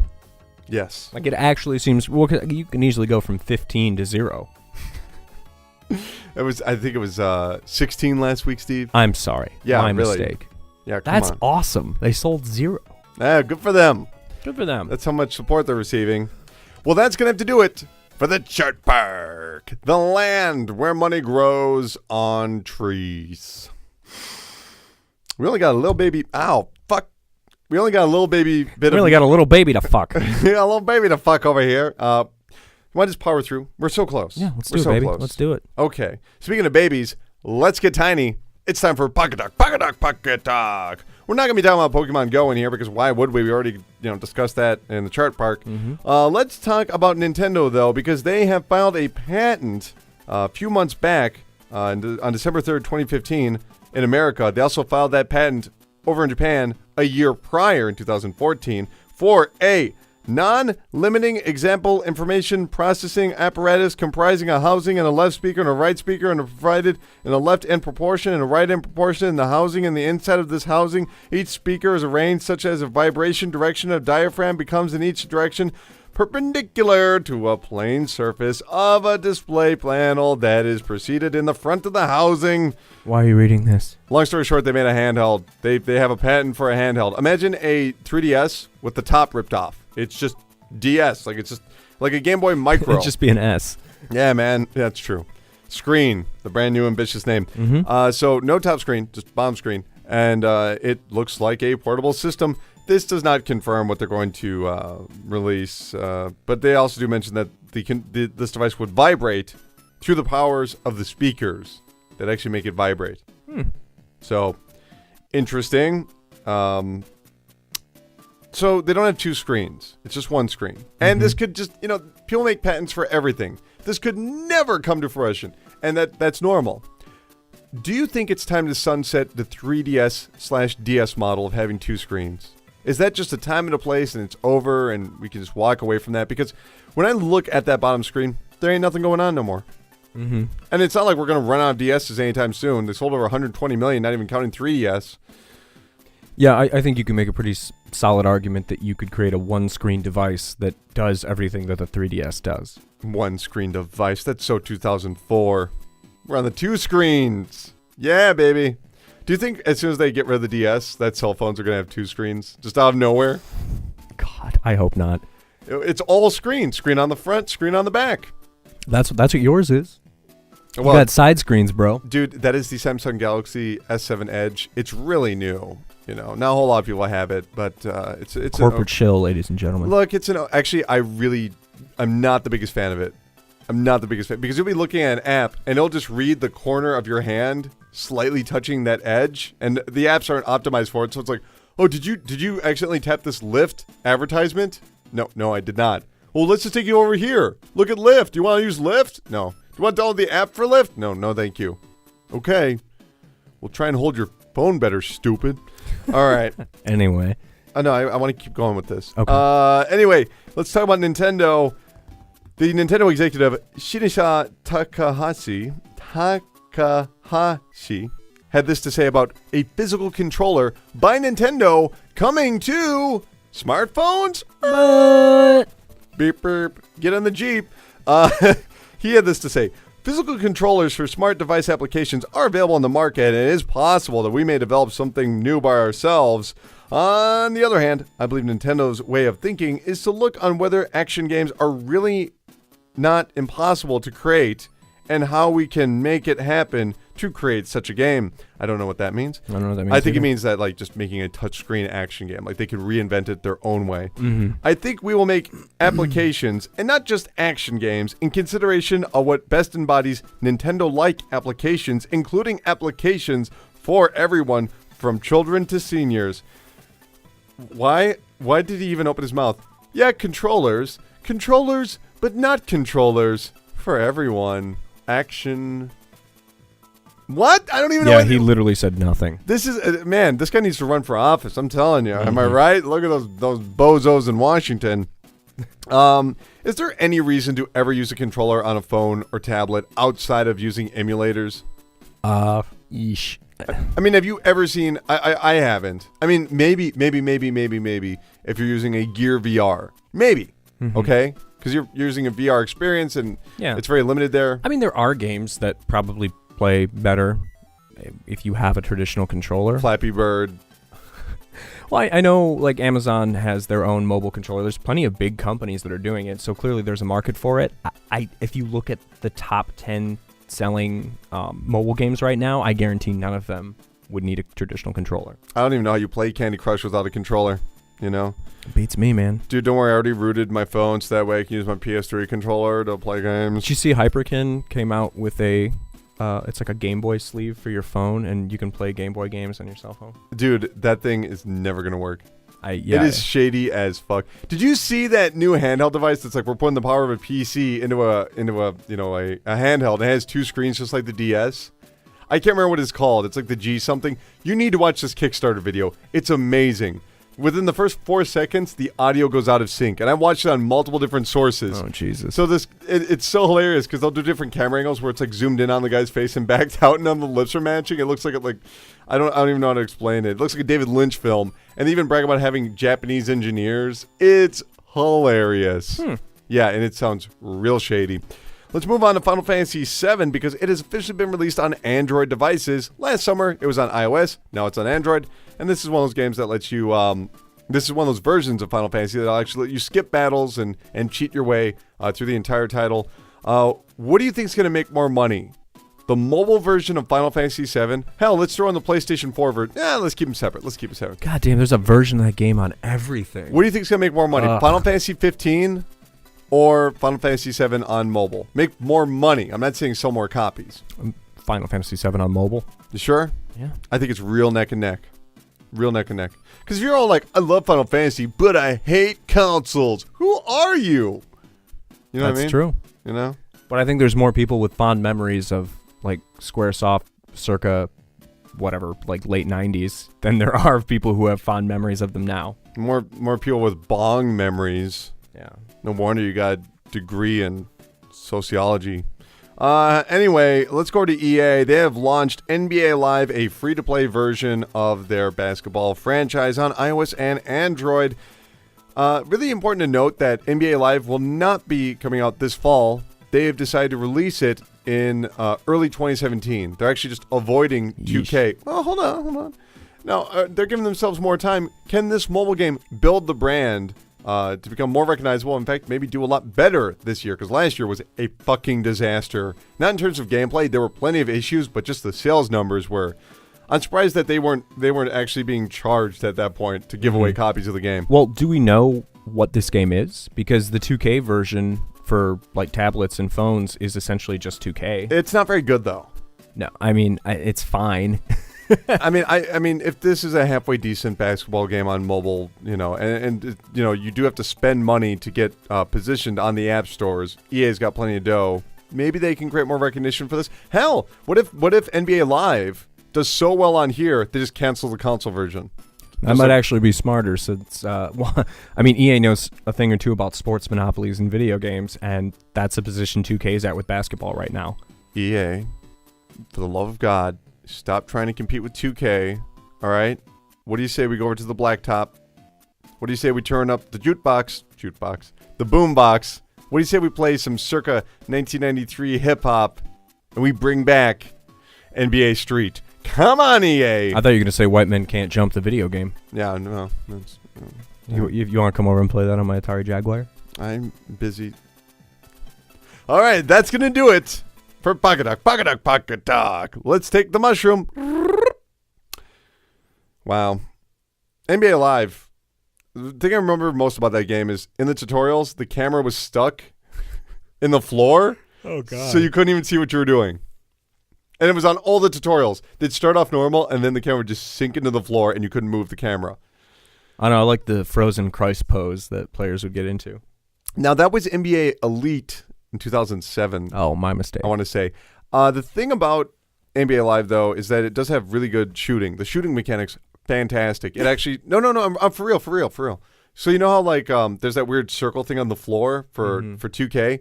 And this one, there's, like, there's a ball that is connected to lines that's going towards a hollow ball. So as soon as it fits right in there, you let go, and that's when you shoot. It's actually really cool. Everything else, though, kind of janky. Kind of broken. Sometimes it's just downright stupid.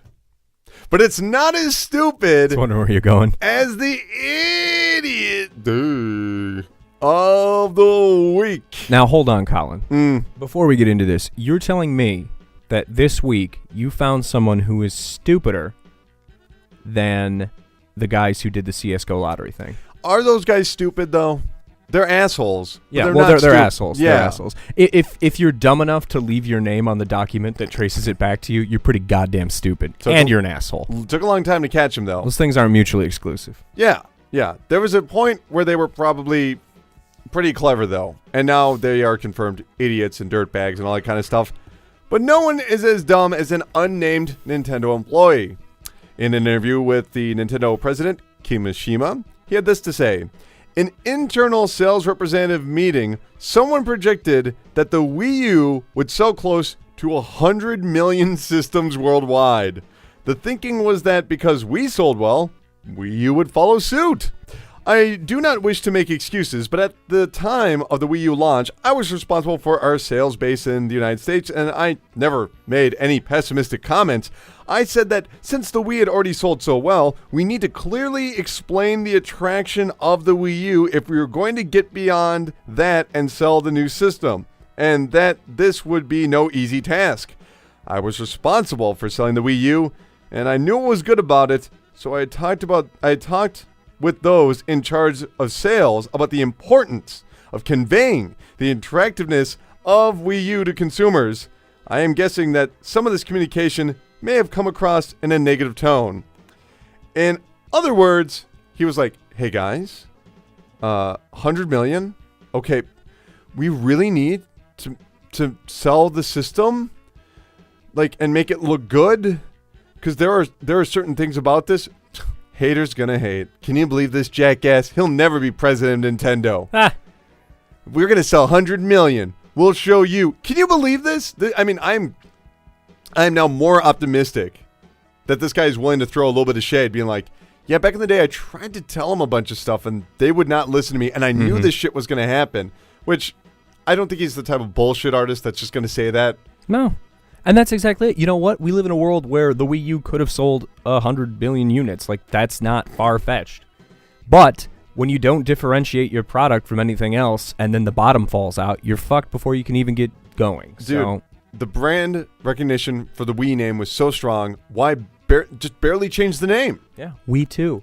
And then you Oh, can no, you can spell it. whoa, Wait, whoa. ready. We too, but then you spell it out, so it's TOO, so it's like we as well. So then it gets that togetherness thing that Nintendo likes to push. I just did your whole campaign for you, bitches. I would use 2 U's, so you still have the U in there. So it's we two TUU. TUU. So it'd be more like We too. yeah. But I love the idea of how just the hubris of Nintendo at the time. Like, you know what? This gamepad, it might not last for longer than 4 hours. We might not know how to make HD games. But gentlemen, let me tell you something. We are going to sell 100 million of these. What the fuck? So, unnamed employees of Nintendo that seem to ignore the very, very, very realistic concerns of Kimishima. The people that predicted that the system would just sell 100 million because the Wii was popular, because that's how things work. Ask MC Hammer. Mm-hmm. You are undoubtedly the idiots of the week. I guess we ruined a whole generation.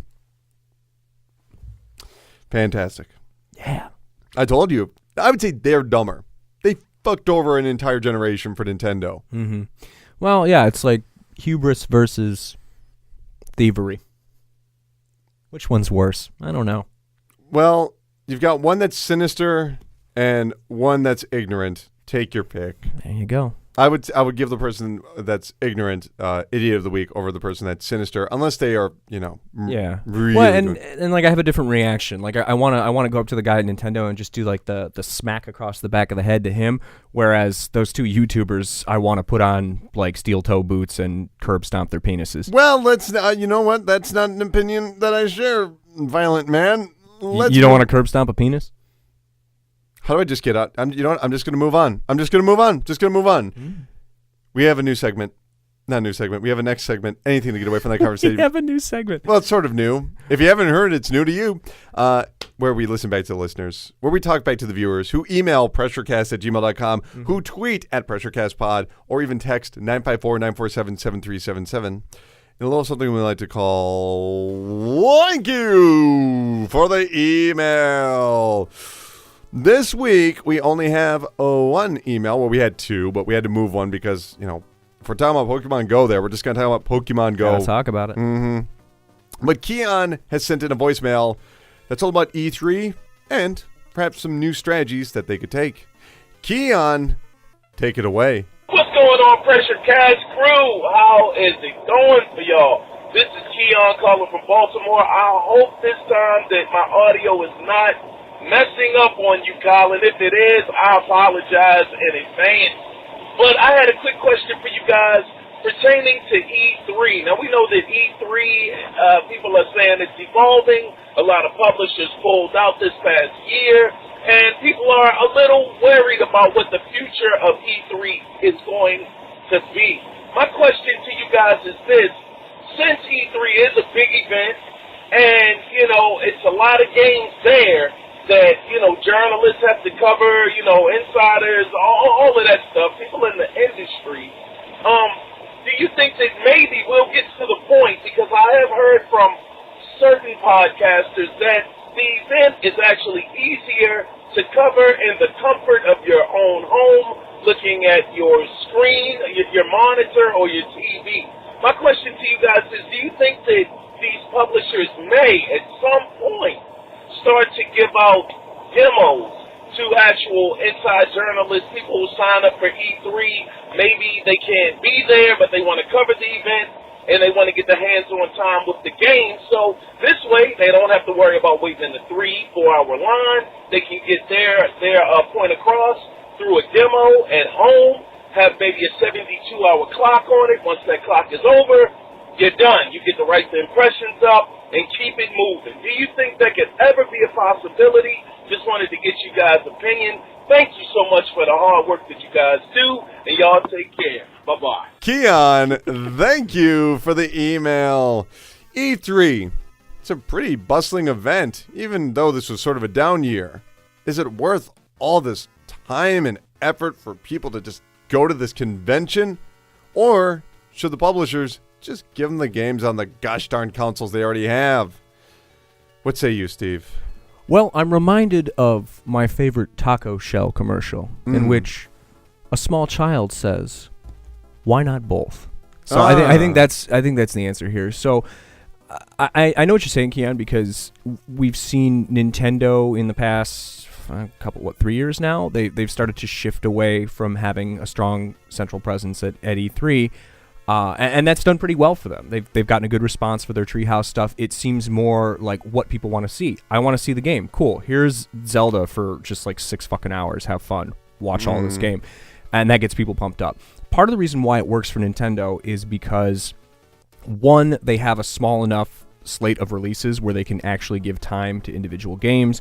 Two, it allows them to differentiate themselves from other companies. Now, the thing that you lose when you just say, hey, here's the new demo, here's the press release, here's the one sheet, go nuts, is you lose the spectacle. E3 is a shit show. The lines suck. There's too many people. It is a giant corporate mess. But within that mess is some of just the craziest, most ridiculous visual things that you actually have to experience to kind of get the full, E3 moment. Do you remember a few years ago when, for Evolve, they just had that gigantic-ass monster statue? Remember for Forza where they just lowered a car from the ceiling? Yeah, just insane shit like that. And it's the little things, it's those awe-inducing moments that sort of shift people's opinion automatically towards positive things. Now, if you have a great product and you want to say, hey, here's this playable demo, we know you're going to like it. Resident Evil 7 is a great example where you got the spectacle of the tease, and then, by the way, you can go and play this. That's a good way to do it. When you have both things, I think it's important to stress demos. I think that you can make E3 a better experience for journalists by providing these things at home, but at the same time, you need that spectacle to kind of get into talks in the press cycle. So yeah, I agree. I've got some other points, but real quick, look, the NBA draft. If I were them, knock it off with the show. Just, go do the draft in a quiet room, release the information to the public, and the YouTubers will make it popular. They'll make the NBA draft popular. Fuck no. You want the NBA draft on TV. You want people cheering and clapping and screaming when they see things happen. E3 is the NBA draft. It is the moment, it is the WWE draft, the SmackDown and Raw draft. Sorry about that. You want that spectacle. You want that moment of like, oh my God, I can't believe they did this. Sure. Every other mainstream entertainment has this, and video games should be no exception. And that, you know what? That's what it is. It is absolutely a draft because you go and go, oh wow, I wonder what Sony's going to get, what's Microsoft going to get, what's Nintendo going to get. Now, Keon, your idea about like why wait in these long lines, I agree with you. I understand it, but here's the thing. If you're like big time, like if you work at IGN, Kotaku, Polygon, Games, I always said GameStop again, GameSpot, Close enough, or any of those websites, you skip the line. They know who you are. You're skipping the line. As for everyone else, I don't know about you, but if you go to E3, if you had the opportunity to go to E3, you're going to go. And if you have the chance to play one of the games that was demoed by waiting in a long line, you kind of want to do that because you want to write up that story. You're being part of the experience. It's like your ambition, it's what you do. It's like being a high school athlete and running a marathon or something. That's what you're striving for. You want that moment because it kind of it validates you in a lot of ways. And let's not forget either that I think that's a good point, that it's worth getting in there and dealing with the bullshit if you're a young journalist and you don't have exclusive access. But most of E3 isn't journalists. It's if you work at a video game store, you can go to E3. But they want the scoop. They want to be able to say, I played that and you didn't. Exactly. So and that's what it's about. Why don't they just release the games as demos on the system at home? Well, because there's a fallacy, and that fallacy is the belief that you go to E3 to prove that your game is good. And you don't go to E3 to prove that your game is good. You go to prove that it's important. And if you want to prove that you're important, you got to have fucking spectacle. Okay, so that's true. That is true. But there's two things. First, Xbox 360 did this. They in 2007, you could actually download the demos. Incredible. Amazing. Loved it. Super cool. But the problem is that most of the games you see at E3, you'll be holding a PlayStation 4 controller. You might be holding an Xbox One controller. You ain't playing on a console. Nope. You are playing on a PC, Yep. and that's that. That's why they don't release those demos. Keon, these are reasonable questions. But you have to understand, everyone involved with E3 is insane. It's true. Everyone involved with video games is a psycho. Because I don't know about you, if I had to wait in line for 6 hours to play The Last Guardian, I'd probably do it. Because I'm stupid. The sensible thing would be, hey, create a demo and send it, all the way back to consoles or whatever. But no. I'm going to play a PC version of The Last Guardian. It doesn't make a goddamn lick of sense. We're spending millions of dollars to announce a racing game that comes out every year. Doesn't make any sense. And you know what? I hope it never does. I never want it to change. Spectacle. You got it right on the head there. Keon, thank you for the email. Remember, 954-947-7377 at PressureCastPod on Twitter and PressureCast@gmail.com. All of those links available in the description below. Always good to hear from Keon, too. Keon's the best. Friend of the show, Keon. Keon is the best. What do we got next, baby? We are moving on into a little something where we like to look back at the week that was 10 years ago and beyond. In a segment we like to call, I'm really trying to drag this out. Can you tell? A little bit. Strong History. 10 years ago this week on the PC and Xbox 360, Prey was released, which I believe would be the final real deal, AAA release from 3D Realms before they'd be shut down about 7 years later. Do you ever play Prey? No. That's probably because it's hard to say that. You ever play Prey? Yeah, you play Prey? In case you don't know, that was a game where you played as a Native American who the reservation gets invaded by aliens and they steal your girlfriend. Jesus, just saying this out loud and being like, it was 10 years ago is really embarrassing. It was a first-person shooter that basically involved portals. Before the game Portal was created. Shit. No, I did play Prey. Yeah. I just forgot about it. It's not a very good game. No. And of course, they're making a spiritual something that has to do with the franchise, or at least that's what Bethesda announced at E3. Let's look forward to that. 13 years ago, Sexy Beach 2 was released on the PC. Classic. Allow me to describe this game for you. Yeah, sex games. Go. You're just an ordinary guy who's won a trip to a place called Sexy Island in a lottery. No commas there, so you won a place called Sexy Island in a lottery. I don't know who wrote this, but it is just full of it. So if I don't, whatever, just work with me here. Upon your arrival, you discover there are 6 beautiful girls on the island. Each one of them has a different personality and interests. Now you have to date those girls and eventually to bring the dates to their logical conclusion. Ellipses. What? Are you going to kill him? I have no idea.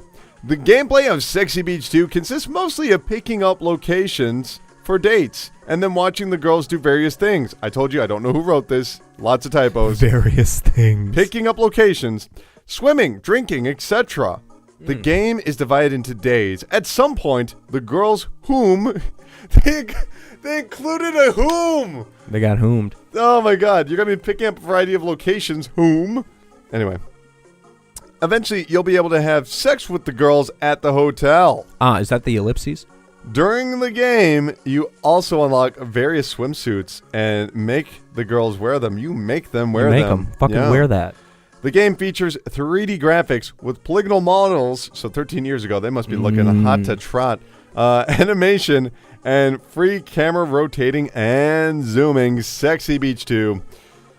13 years ago. We're gonna get like a gameplay trailer going in the background for the video version. Dude, can you just sign my change.org petition for Sexy Beach 3? So, is this a like an in canon sequel to Sexy Beach 1? I believe so. Yes. So was Sexy Beach 1 lost for some reason, and then they had to just give it away in a lottery? Why would you give away Sexy Beach?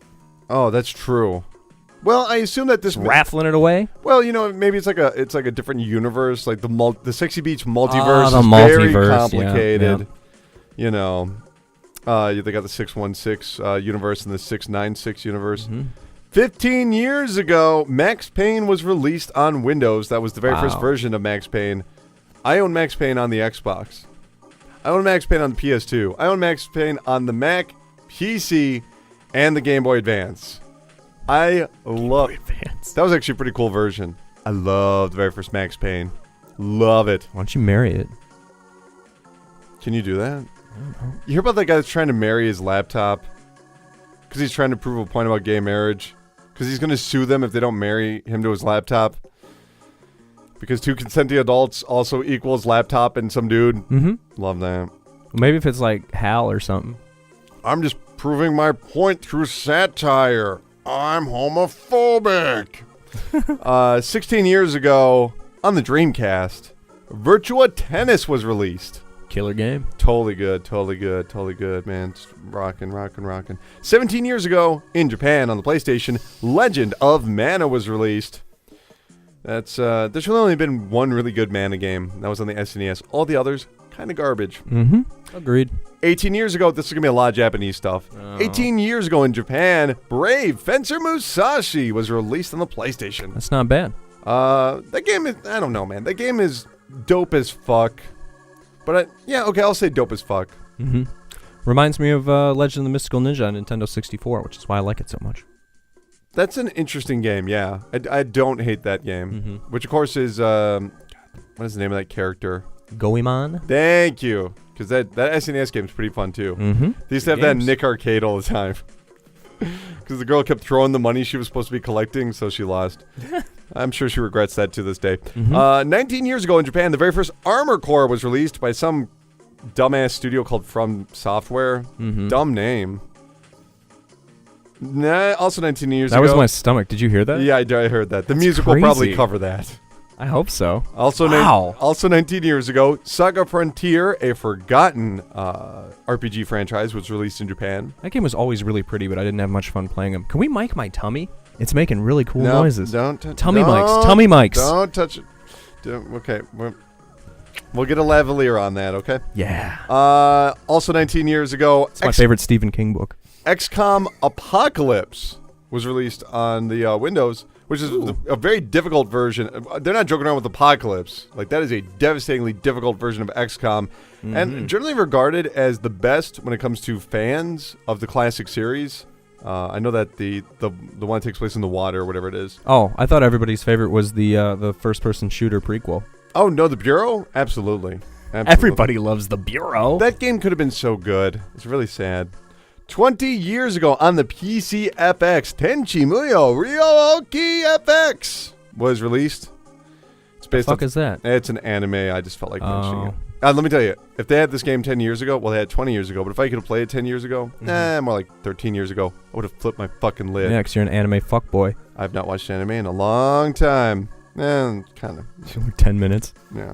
I want more anime now, please. 23 years ago in Japan, Street Fighter 2 Turbo was released on the Super Nintendo. A very good upgrade, I would say. Also, Goof Troop on the Super Nintendo was released in the UK. Goof Troop is so fucking good. It's one of the best games on the Super Nintendo. Yeah, top 10 Super Nintendo game. No joke. Play it. Top 10, top 25 best co-op games from that generation. Oh yeah, it's my number one. Like, if I'm busting out the Super Nintendo and I want to play a co-op game with my friend, that's the game I'm picking. So who the hell designed that game anyway? Jesus Christ, I don't know. Shinji Mikami. There you go. After developing that, he would go on to helm another project known as Resident Evil. He's with us to this day, working on things like The Evil Within. A little different from Goof Troop. Bro, make a sequel to Goof Troop. He should. I would actually love that. Maybe he could get that Cookies and Cream franchise. Oh, Cookies and Cream is great, too. There you go. Love that game. 24 years ago in Japan, I told you just a lot of Japanese stuff, Mario Paint was released. Which, of course, Mario Paint is probably one of the most important releases of that generation because people that bought Mario Paint became creators, man. Homestar Runner started as a Mario Paint creation. Best fly swatter simulator I've ever played. I prefer the WarioWare touched version of that game where you have to tap with the stylus. That's fair. 25 years ago, you'll probably appreciate this, in Japan on the Super Nintendo, Super R-Type was released. Hot game. Hard as balls. 24th anniversary. not the 25th Yeah. anniversary. However, 26 years ago, it is the 25th anniversary of the release of Final Fantasy on the NES in Canada. In Canada. Well, when I saw that, how am I going to turn that down? Yeah, that's pretty good. I'm like, I never get to reference Canada. Just put in Canada in really small font. 29 years ago, Yume Kojo Doki Doki Panic was released on the Famicom Disk System. Of course, this game would be repackaged as Super Mario Bros. 2 in the West. And I will say this much. Doki Doki Panic is one of my all-time favorite games. All-time. Really? Oh You're my a Mario God. 2 guy? Mario 2 is the best Mario. Wow, that's Yeah. a hot take. Are you like the Mario hipster when people are like, what are your favorite Mario games? You go, oh, I don't know. It's a toss-up between Super Mario Sunshine and Super Mario Bros. 2. Super Mario Sunshine, it's got some unique elements, such as being a dumpster fire of a game that's terrible. But Super Mario Bros. 2 is the most important Super Mario Bros. Game ever. Well, okay, let's really look at the very first Super Mario Brothers.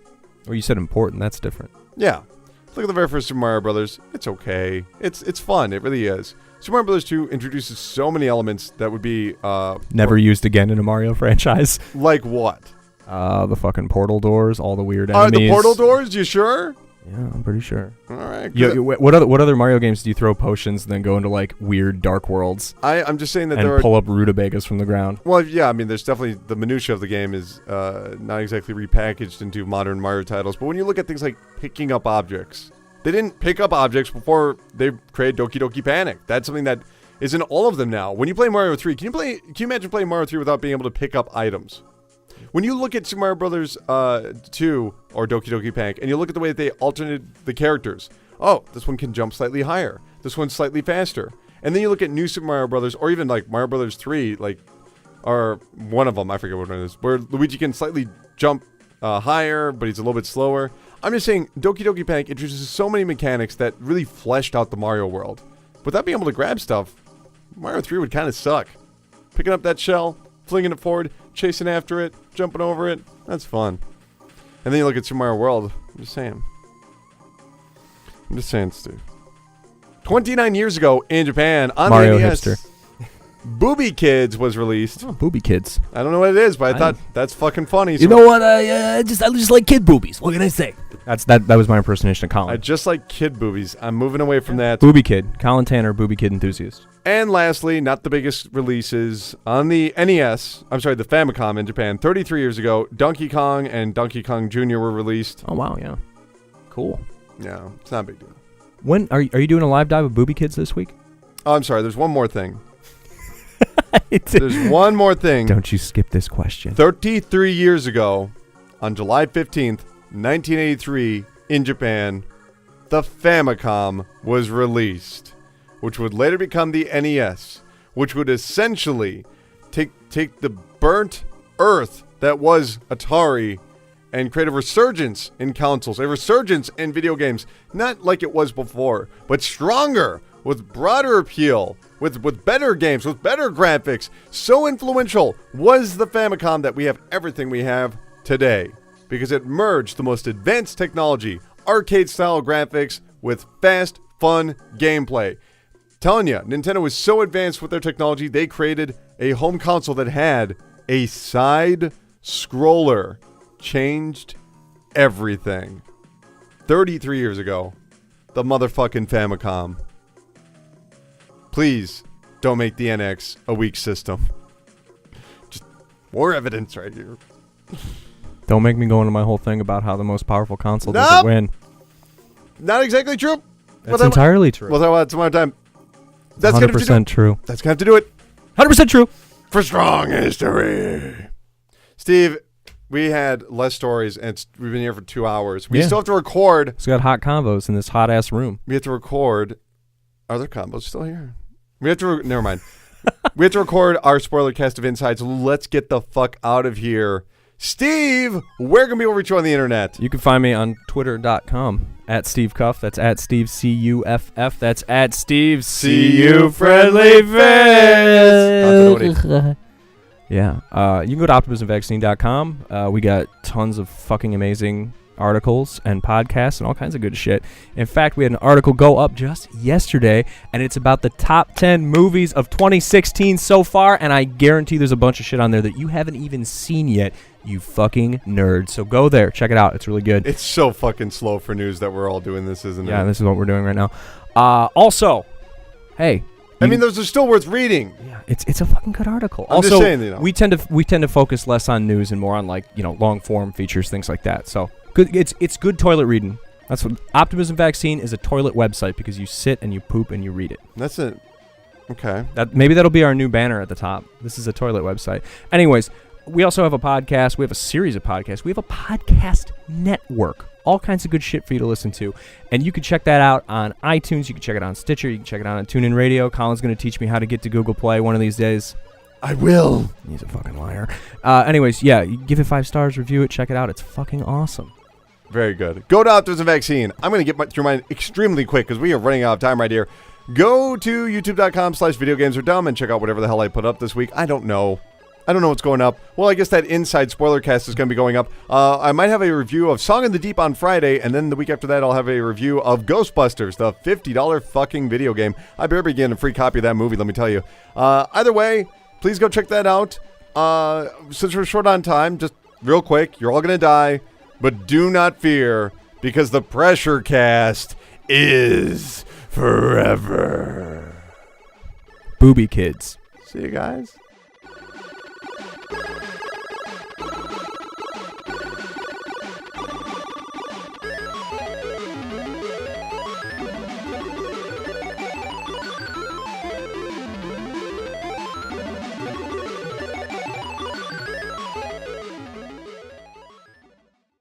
PressureCast, weekly video game news podcast, is solely owned and operated by Colin Tanner. Guests of the PressureCast are not employees or freelancers of Colin Tanner, the PressureCast, or VideoGamesAreDumb.com, and are not paid. Music featured on the PressureCast is property of their respective owners, and no infringement is intended. For more information, email pressurecast@gmail.com.